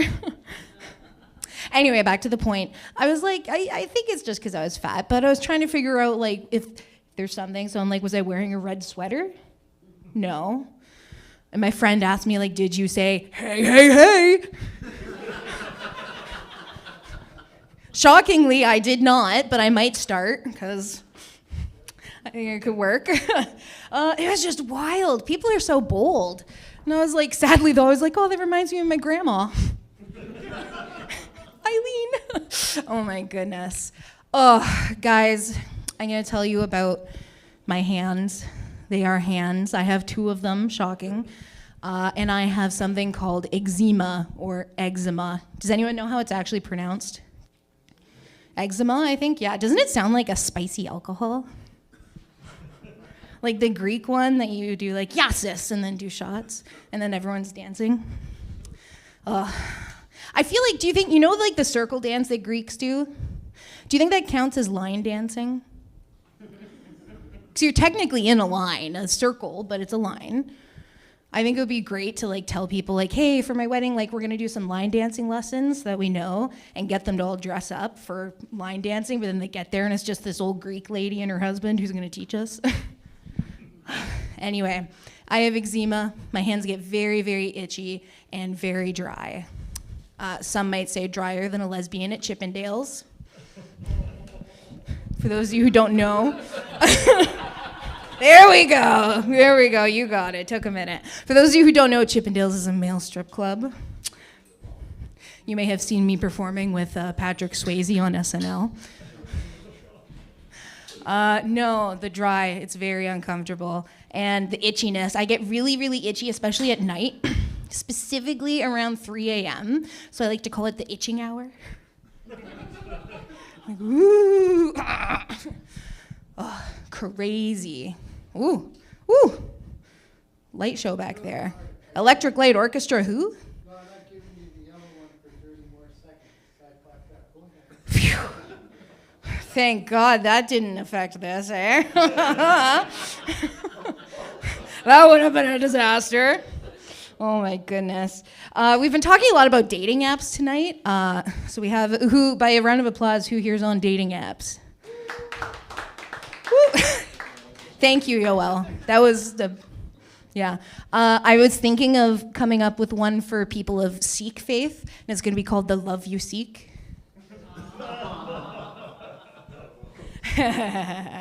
I love it.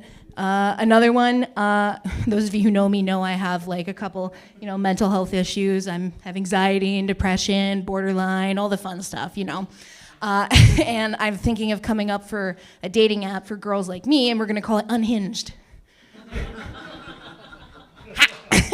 Because we crazy. Oh my goodness. Oh, guys, what do you call a polyamorous group that's already left for the night? A polygon. It's a knee slapper right there. What do you call, or what do you say to that same polyamorous group who you find eating soup? Would Polly like a cracker? Yeah, no, I digress. Which I don't even know if I used right, because I like to use big words to make myself sound photosynthesis. But I'm just a girl, Pink. Anyway, I have been Faye Pollitt. We are going to bring your host, Larry Smith, back. Thank you so much. Give it up for Faye. Give it up for Faye. I'm assuming that our next act is kind of political. You'll see why I'm assuming that in a minute.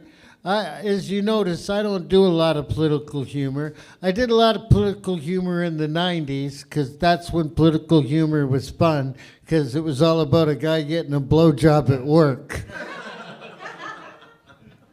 Like now you got fucking presidents who are trying to start World War III. Back then he was just trying to get some nookie from a girl at work behind his wife's back, and she brought a pizza and every guy went, I had that dream. I like, that's all it was, Bill Clinton getting that blowjob. And then, and then he lied about it. They go, hey, did you get a blowjob from that girl? And he goes, I just want to say, I did have oral sex with Monica Lewinsky, but she didn't inhale.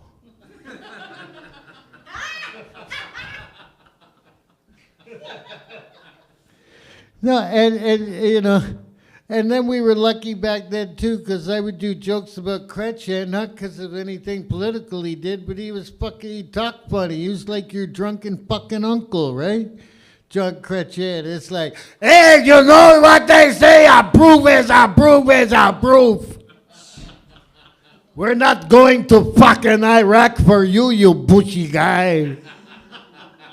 You know what I mean? That's when politics was fucking fun, man. That was fun. People were getting blowjobs, and you had your drunk uncle in charge and shit. Now we got our uncle that we're pretty sure had a misdiagnosed syphilis diagnosis when he was 17, and now his brains are fucking cottage cheese, and he's drooling on you, drinking a fucking Labatt 50, going, let's bomb Iran, motherfuckers. But apparently our next act is related to the President of the United States. That's right. People online don't fucking believe me. Listen, you fucking YouTubing assholes. He's here. Not Trump, but his nephew. Ladies and gentlemen, please welcome to the stage and show all respect for our political guest for the United States here in the 51st state of the United States of America. Please welcome Joey Trump.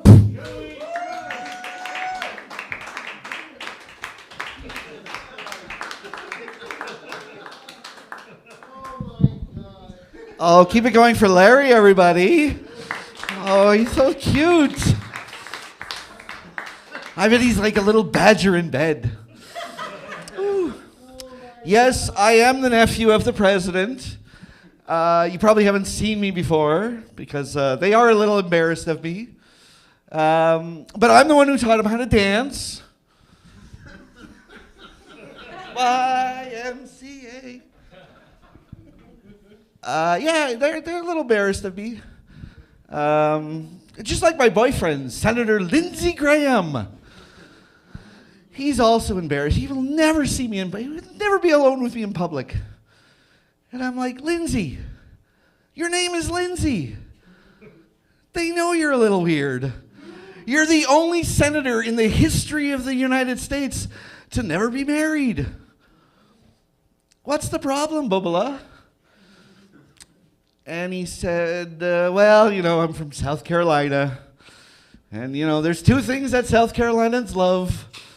Guns and ignorance. So that's about it. I want to tell you a little bit about myself. I am a power bottom. Yes. I dom from down under. Tell them to go faster, harder, pull my hair. They think they're in charge, but no, it's all me. I like my men like I like my coffee in an extra large cup.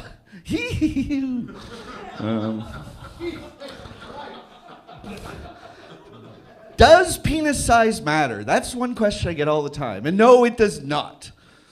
See, I love big dicks. But I also love enormous dicks. So you see, I like both sizes. It's fine. I don't like Jewish men. That's pretty gross. Why would you take the most delicious part of the penis and cut it off? Just throw it away. So silly. I love Greek men, though. Ooh, I love Greek men. Only in the evenings, though. Never in the mornings. Because dawn is tough on Greece.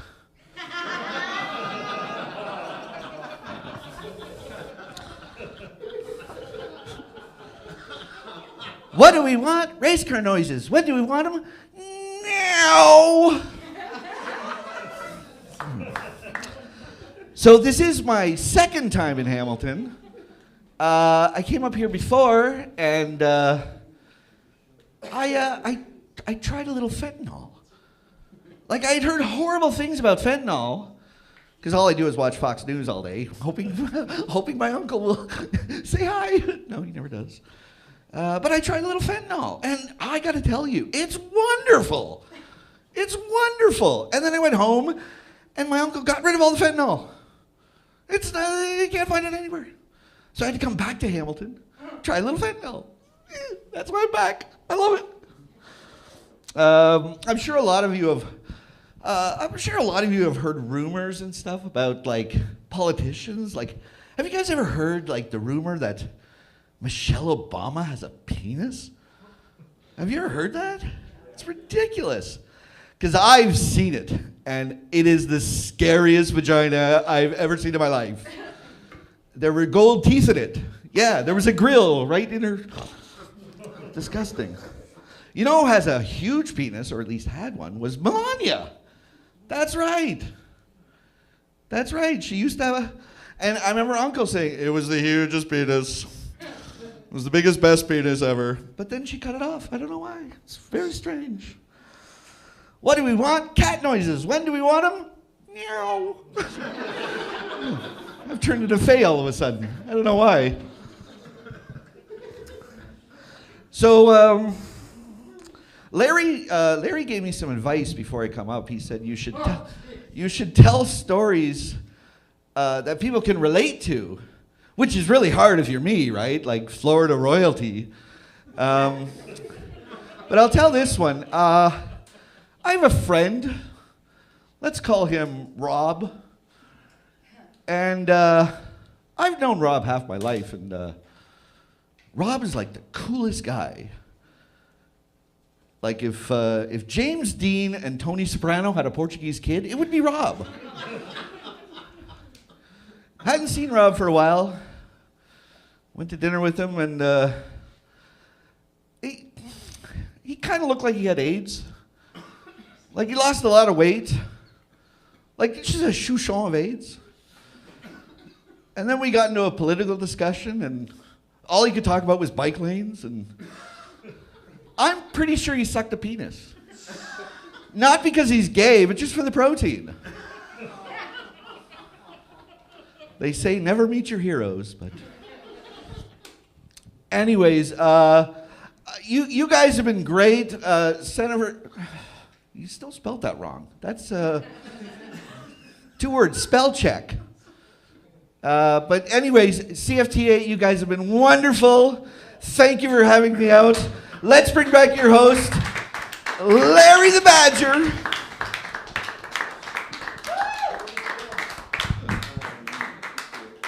Don't let me hold you up. Every week it's something fucking different with you, eh? Jesus Christ. Who are you, Sybil?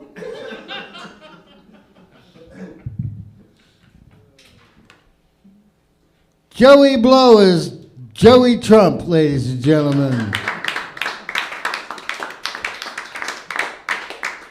I'm not going to make fun of the way he was dressed because I don't know, Joey might be trans, more like trans fat.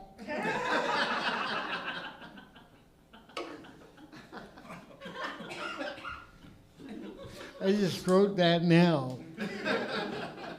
I looked at him and it was easy. It just came to me. I went, oh, he's fat. Oh, I got scared. Somebody extended their phone and it felt like there was an alien robot in the audience that was coming up to go, do the joke about the leprechaun or I'll destroy you. I don't have a joke about a leprechaun. That's Irish racism. Tell you a joke about a genie, that's Arab racism. You can't do no jokes anymore. They're all racist. I used to have a great Easter joke I can't tell no more. Yeah, man. It was like 3 guys die and go to the gates of heaven, right? And they get up there and St. Peter's going to give them a test because that's what St. Peter does in every fucking joke. He's like the patron saint of doormen. And he says, okay, before I let you guys in, you got to tell me if you know your holidays. Do you know what Easter is? And the first guy goes, Easter! I know this one! See, and you can't do that. That's racist. So I started saying they were Irish. And then everybody told me you can't do that. Well, if you've been Irish people, I go, well, I'm half English, half Irish. When I was drinking, I used to try to blow up my own fucking car. They went, doesn't count. And I went, oh, well, fuck. I go, what if I named them all Larry? They went, well, maybe this guy in the audience named Larry. He don't like your joke. He don't want to be involved. He could sue you. Like, holy fuck, I hate this new millennia, right? So then I figured out how to fix the joke. You got to go way before the 3 guys die. It's Christmas morning, and I, Lawrence Victor Smith the First, I come down from my bedroom on Christmas morning, and I look, and there's a cloning machine. It's kind of like one of them pods Jeff Goldblum had in The Fly, but it makes copies of people. So I got in it, and I made 3 identical Larrys. So these are 3 exact duplicates of me. So the only fucking person who could be offended by this joke is fucking me. So I took out a gun and I shot all 3 of me in the head so they'd be dead for this joke. I hope you're happy. So the 3 identical Larrys are at the gates of heaven. And St. Peter says to the first one, "What's Easter?" The first one goes, "Easter, I know this one." Well, who do you think built the machine? It was the Japanese. I don't want to offend anybody, so since I already did gay Hitler, I'll make them German.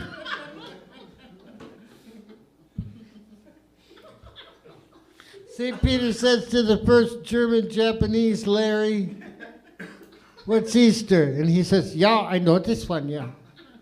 Yeah, the Easter, Christian holiday. Once a year, they go into the woods and they find a gobble-gobble bird. And they take the gobble-gobble bird and they chop off its head and they shove a loaf of bread up its ass. Then they cook it all day at 450. And you know that the turkey done cooking because your bitch sister-in-law turned off the football game during the best part and go, 'Time to eat!' And nobody get laid because all the coats are on the bed."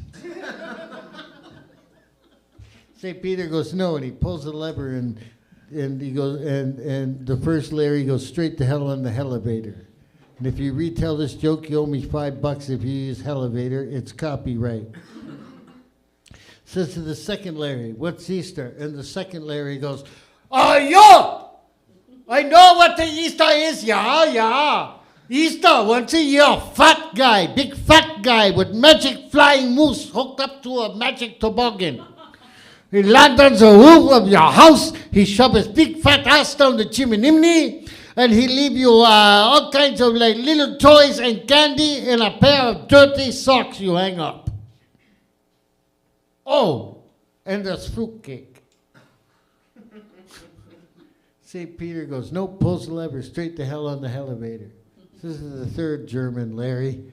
"What's Easter?" The third German Larry goes, "Oh, Easter, I know this one. Oh, it's so easy. It's once a year. The Christian people commemorate the fact that their Messiah, Jesus Christ, died on a cross. Then they take him off the cross and they put him into the cave, right? And when he's in the cave, they roll a big, big rock in front of the cave. 3 days later, a big angel come down. And he moves the rock away. Because you're going to move a big rock, you need an angel or a bulldozer. And there are no bulldozers in the Bible. I looked. So the angel rolls the big rock away because there's no excavator. And Jesus comes out and everybody rejoices. St. Peter goes, "Excellent, Larry, go on in." And then Larry goes, No, wait a minute. If Jesus sees his shadow, spring comes early. If not, he's got to go back in the cave. Anyhow, we're down to our last 3 comics. Ladies and gentlemen, I know you're going to love our next comic, please, and I'm going to get his name right this week, because every other week I correct myself and fuck it up. Ladies and gentlemen, and he is very funny. Ladies and gentlemen, please welcome Andy Quatch.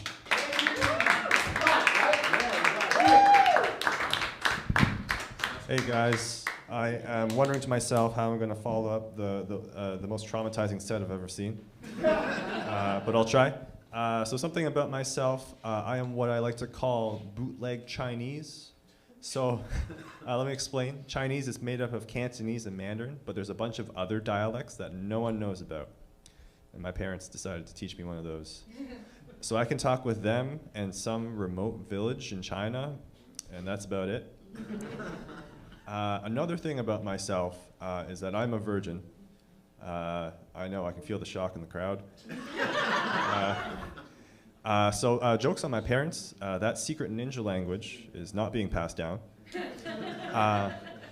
But as a result, I have a very poor understanding of female anatomy. So let me give you an example.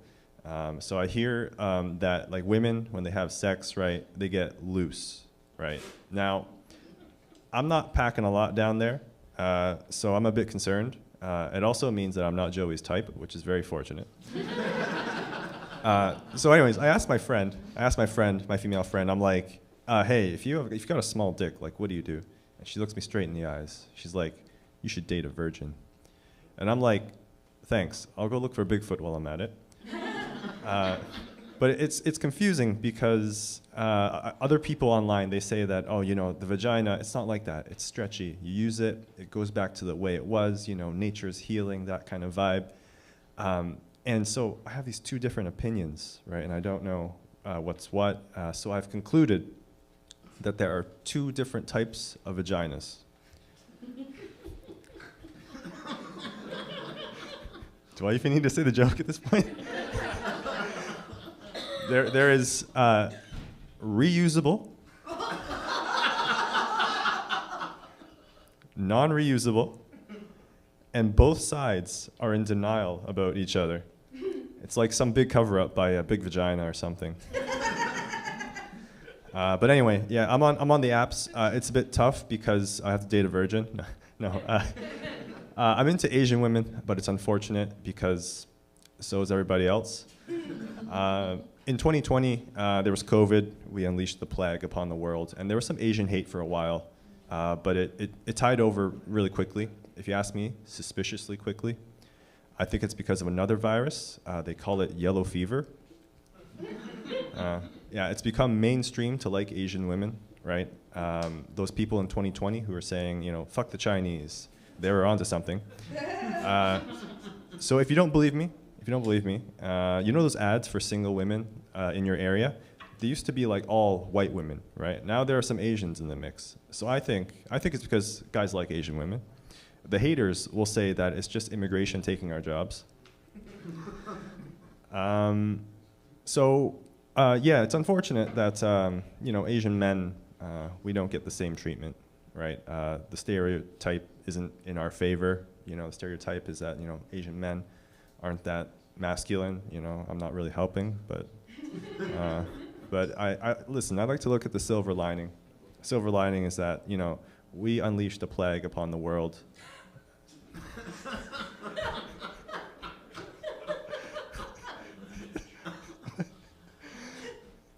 We unleashed the plague upon the world. There was more to that, by the way. We unleashed the plague upon the world, and we got away with it scot-free, pretty much. And me, as an Asian man, I'm not the one getting railed for our sins. Thank you. Thank you very much.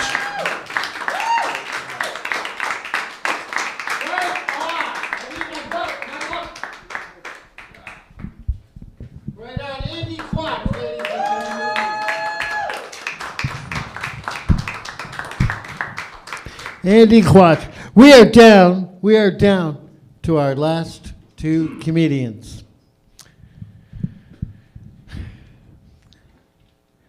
We don't know which one to put on next, so they're going to come out here and with kitchen knives fight to the death.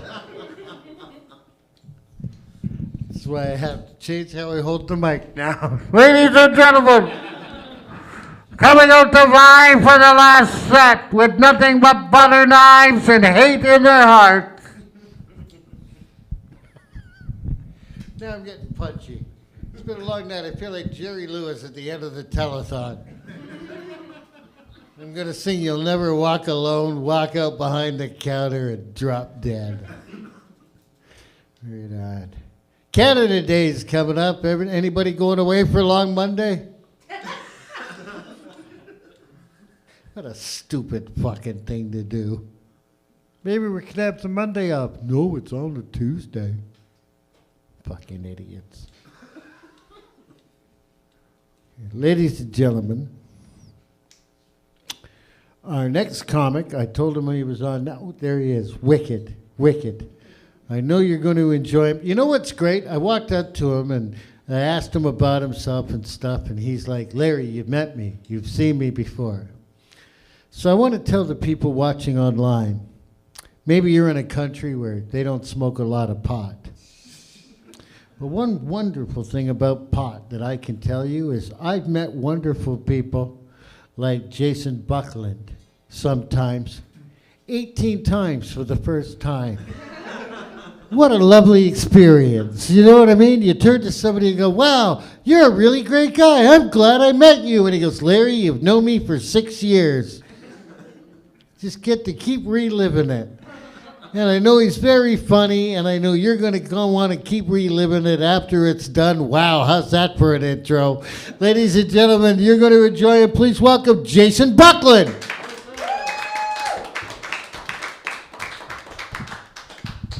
The legend, Larry Smith, everybody. Keep it going for Larry. Larry, you thought that seventh turn with the old Hustler was bad. What about 12th place on the open mic list? The only difference I could tell so far is that somehow with the open mic there's more cum. I don't know how that's happened exactly. All right, CFTA, come on. How is everyone doing tonight? All right. Well, that concludes the crowd work portion of my set for the evening. Cameraman, you can cut the feed. I know a viral clip when I see one. By the way, since engagement on Instagram is the only thing that matters these days, even though you did give me a warm welcome here tonight, I will be titling this video, Comedian Owns Trans Heckler. I just wanted you to know that before I left tonight.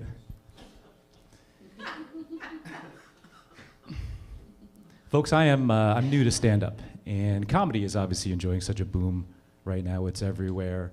I thought, what better moment for me to begin so that by the time I actually become good at this, things will be so oversaturated, the entire comedy bubble will burst spectacularly, there'll be nothing left for any of us.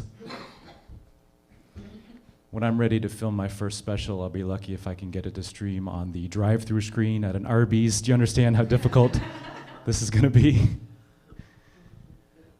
A lot of people get into comedy to become rich and famous, but I've actually spent time in Hollywood before. I was the intimacy coordinator for a season and a half of Sesame Street, and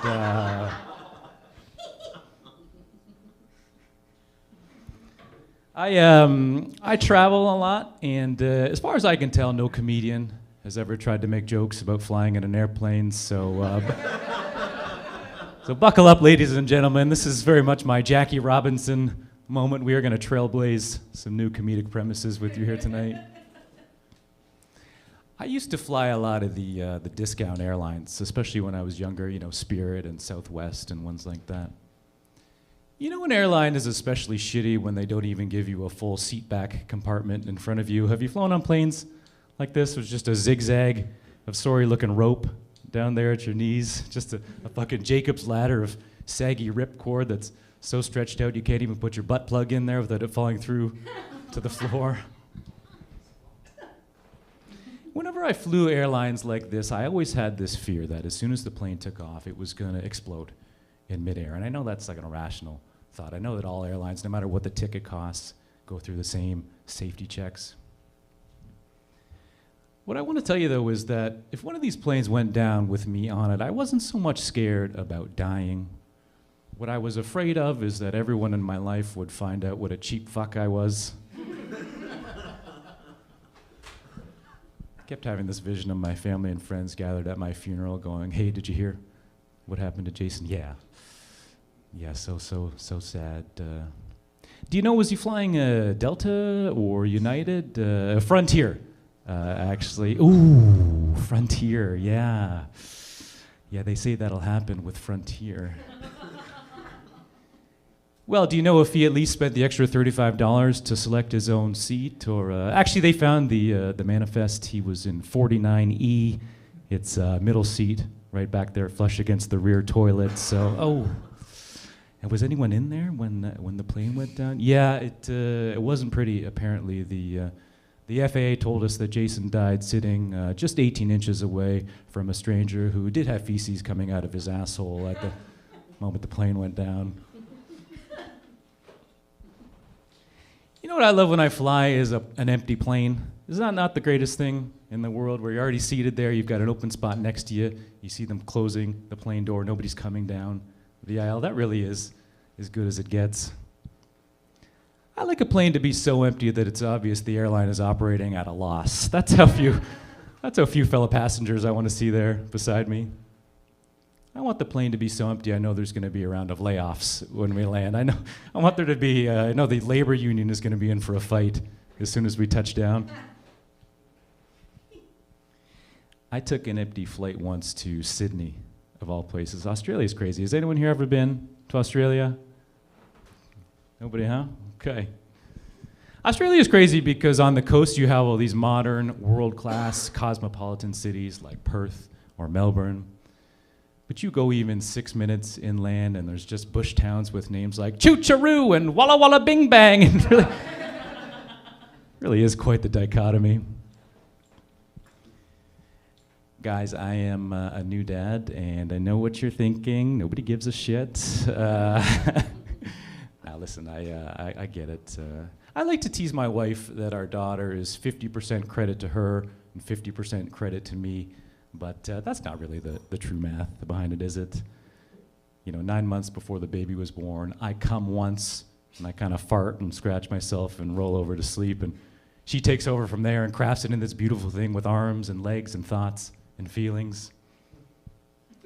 Me taking half the credit there would be like the guy who delivers the canola oil to Wolfgang Puck, thinking that he's responsible for the duck l'orange. It's not exactly a true division of labor, is it?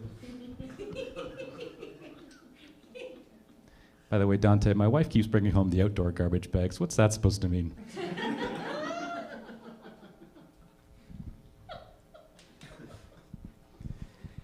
You guys ever been accused by your spouse or your boyfriend or girlfriend of cheating on them in a dream? Has this ever happened to you?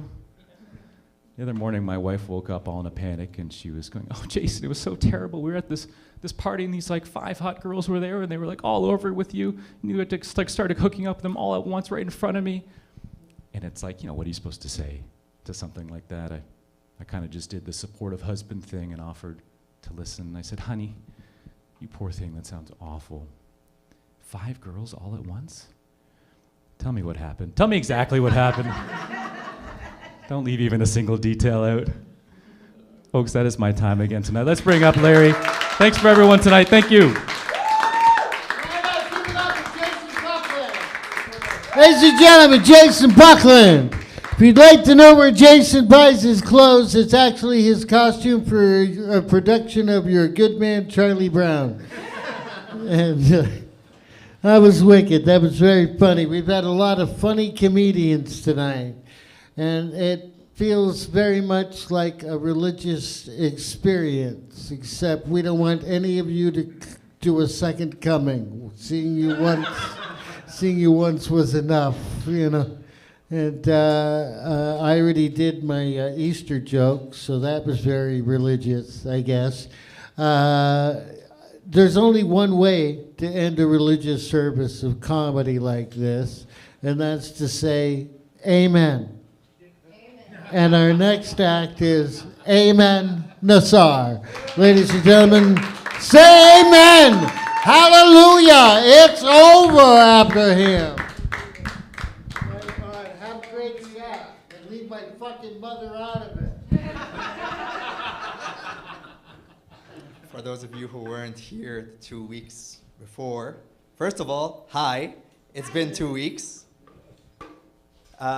Larry? Yes.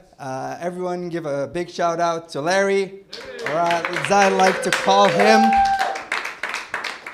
Alfred Hitchcrack. Good evening, ladies and gentlemen. Now, I've been gone for 2 weeks, and contrary to popular belief, the news about my death was greatly exaggerated. You see, Joyce and Larry couldn't put together the $20 to pay the homeless person sleeping outside my house to off me before I went to America. And that is where I was. I was traveling. I went down to the US twice.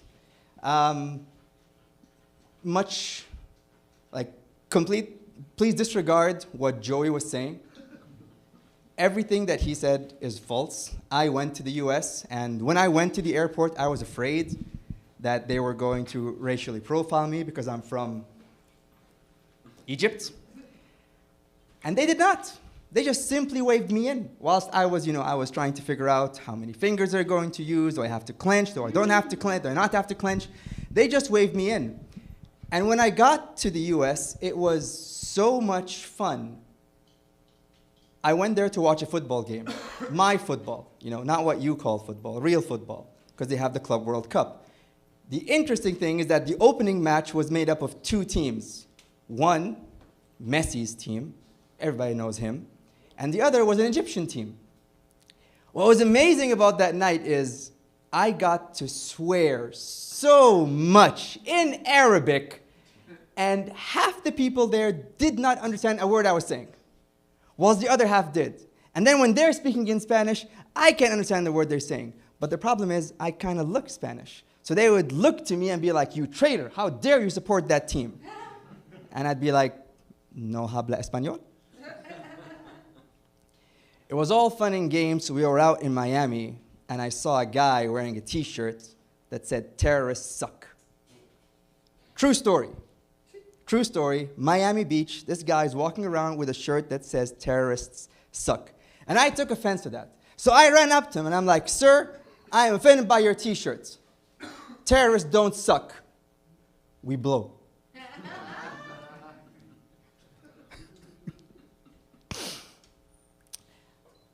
It wasn't enough to go to the US once. Once I got bit by the football bug, I had to go there again. So the next trip was a road trip. And unfortunately, I was pulled over for speeding in the US. And the thing is, if I ever were to have a superpower, it would be to know exactly when I'm about to be arrested. Because I blow past this road and I look to my left and I see this really big car. And I'm like, holy shit, that's a police car. So I immediately look to my rear view. And lo and behold, his lights turn on, he does that U-turn, and he's coming up behind me. And I'm like, shit, I'm going to get pulled over. It's 4 a.m., I'm going to go to jail. So I immediately pull over to the right, put both my hands on the steering wheel, try to look as non-intimidating as I can, which is impossible because I got tanned because of Miami. It wasn't even a good tan. I got raw dogged by the sun because I assumed that my Middle Eastern genes would mean that I don't burn in the sun, but I burned bad. I burned so bad that at work, I have some ladies in my department who are from Africa, and I like to tease them and say, I'm from Africa too, and they call me a white boy. It's the only time I've ever been called a white boy by two ladies from Africa, and I always take offense, and I say, no, I am not, but I cannot hide it anymore, because when I came back to the office, my skin was peeling off like a fucking snake. Okay? So the police stopped me, and again, all I can think about is everything I've heard here in Canada. The police are evil, they're gonna kill you, they're gonna shoot you. For some reason, I'm gonna be resisting arrest in my car. But that could not be farther from the truth. See, when the cop came up to me, all he did was say, give me your license, give me your registration, what are you here for? Football game? Okay, I'm gonna let you off with a verbal warning. Now, I wanted to tell him the full story, because he was telling me that his sergeant caught me speeding first. Okay, so it's like 2 speeding tickets. But the only reason I was speeding is because it was 4 a.m. And the other person on the road with me who was actually keeping me alert, and I shit you not, this guy's car, his license plate read, twerk for me. So twerk for me and I are speeding down whatever road it is that gets you to New Jersey, and we're keeping each other awake. So I don't see what the big deal with that is. And I'm going to end my time here by telling you something about how I dislike the toilets you have here. Okay? Not here at the CFTA, because when you have the patties and you need to use the bathroom, at least you have privacy. The stalls we have at work, no privacy whatsoever. I do not want to know what my manager sounds like when he's on the can, when he's farting. Fuck, I don't even want to hear what I sound like when I fart. If I could, I would invent a silencer that you shove up your ass before you go to the bathroom. Thank you. That was my time. Good night, everyone. Give it up for Larry. And I swear to God, Joyce is a nice person. Yeah, and hey, if you put a silencer up your ass, how would we hear your jokes? Fucking leave Joyce out of it, amen?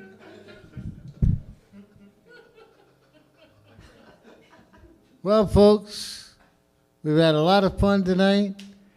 I have had a lot of fun this month. I've been the host all month. I hope I did an all right job by you people.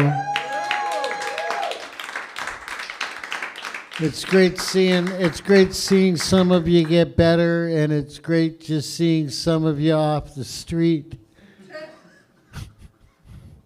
Joey, we missed you last week, and then you came back and made me go, you need to rethink things, Larry.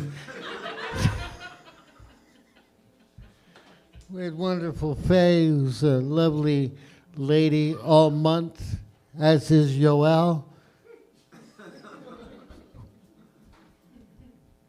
And I didn't know how to close this, so I thought I'd do it with a song. Dexter? Just fucking with you, dude. I didn't...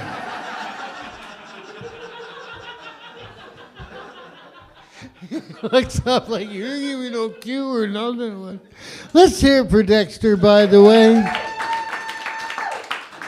He's here every week at his fucking airplane dashboard over there, landing planes and filming everybody and making them look good and whatnot. Let's hear it for Jake for having us. And making patties, 2 for 1 tonight. Don't forget there's beef and there's bacon, 2 for 1. I'm such a mudgy kick. I'm outside talking to George about one of the delicacies of his country and go, I'd eat one of those if you put some like mozzarella and some tomato sauce and some pepperoni in between there.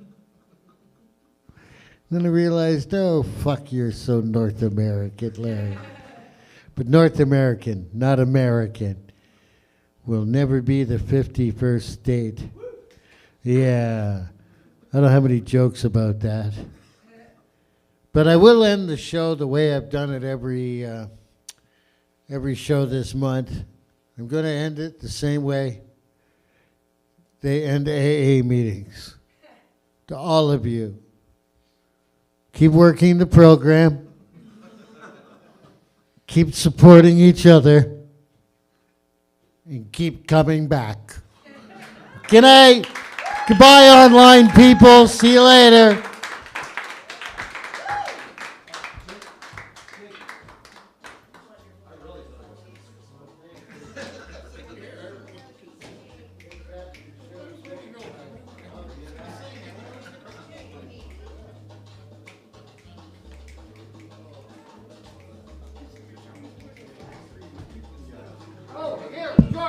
Yeah. No, guys, please just check out the vestibule. Check out the vestibule. Yeah, make a comment, leave a video, do whatever you want. Just say whatever you want to that camera. It's rolling. You don't have to do anything.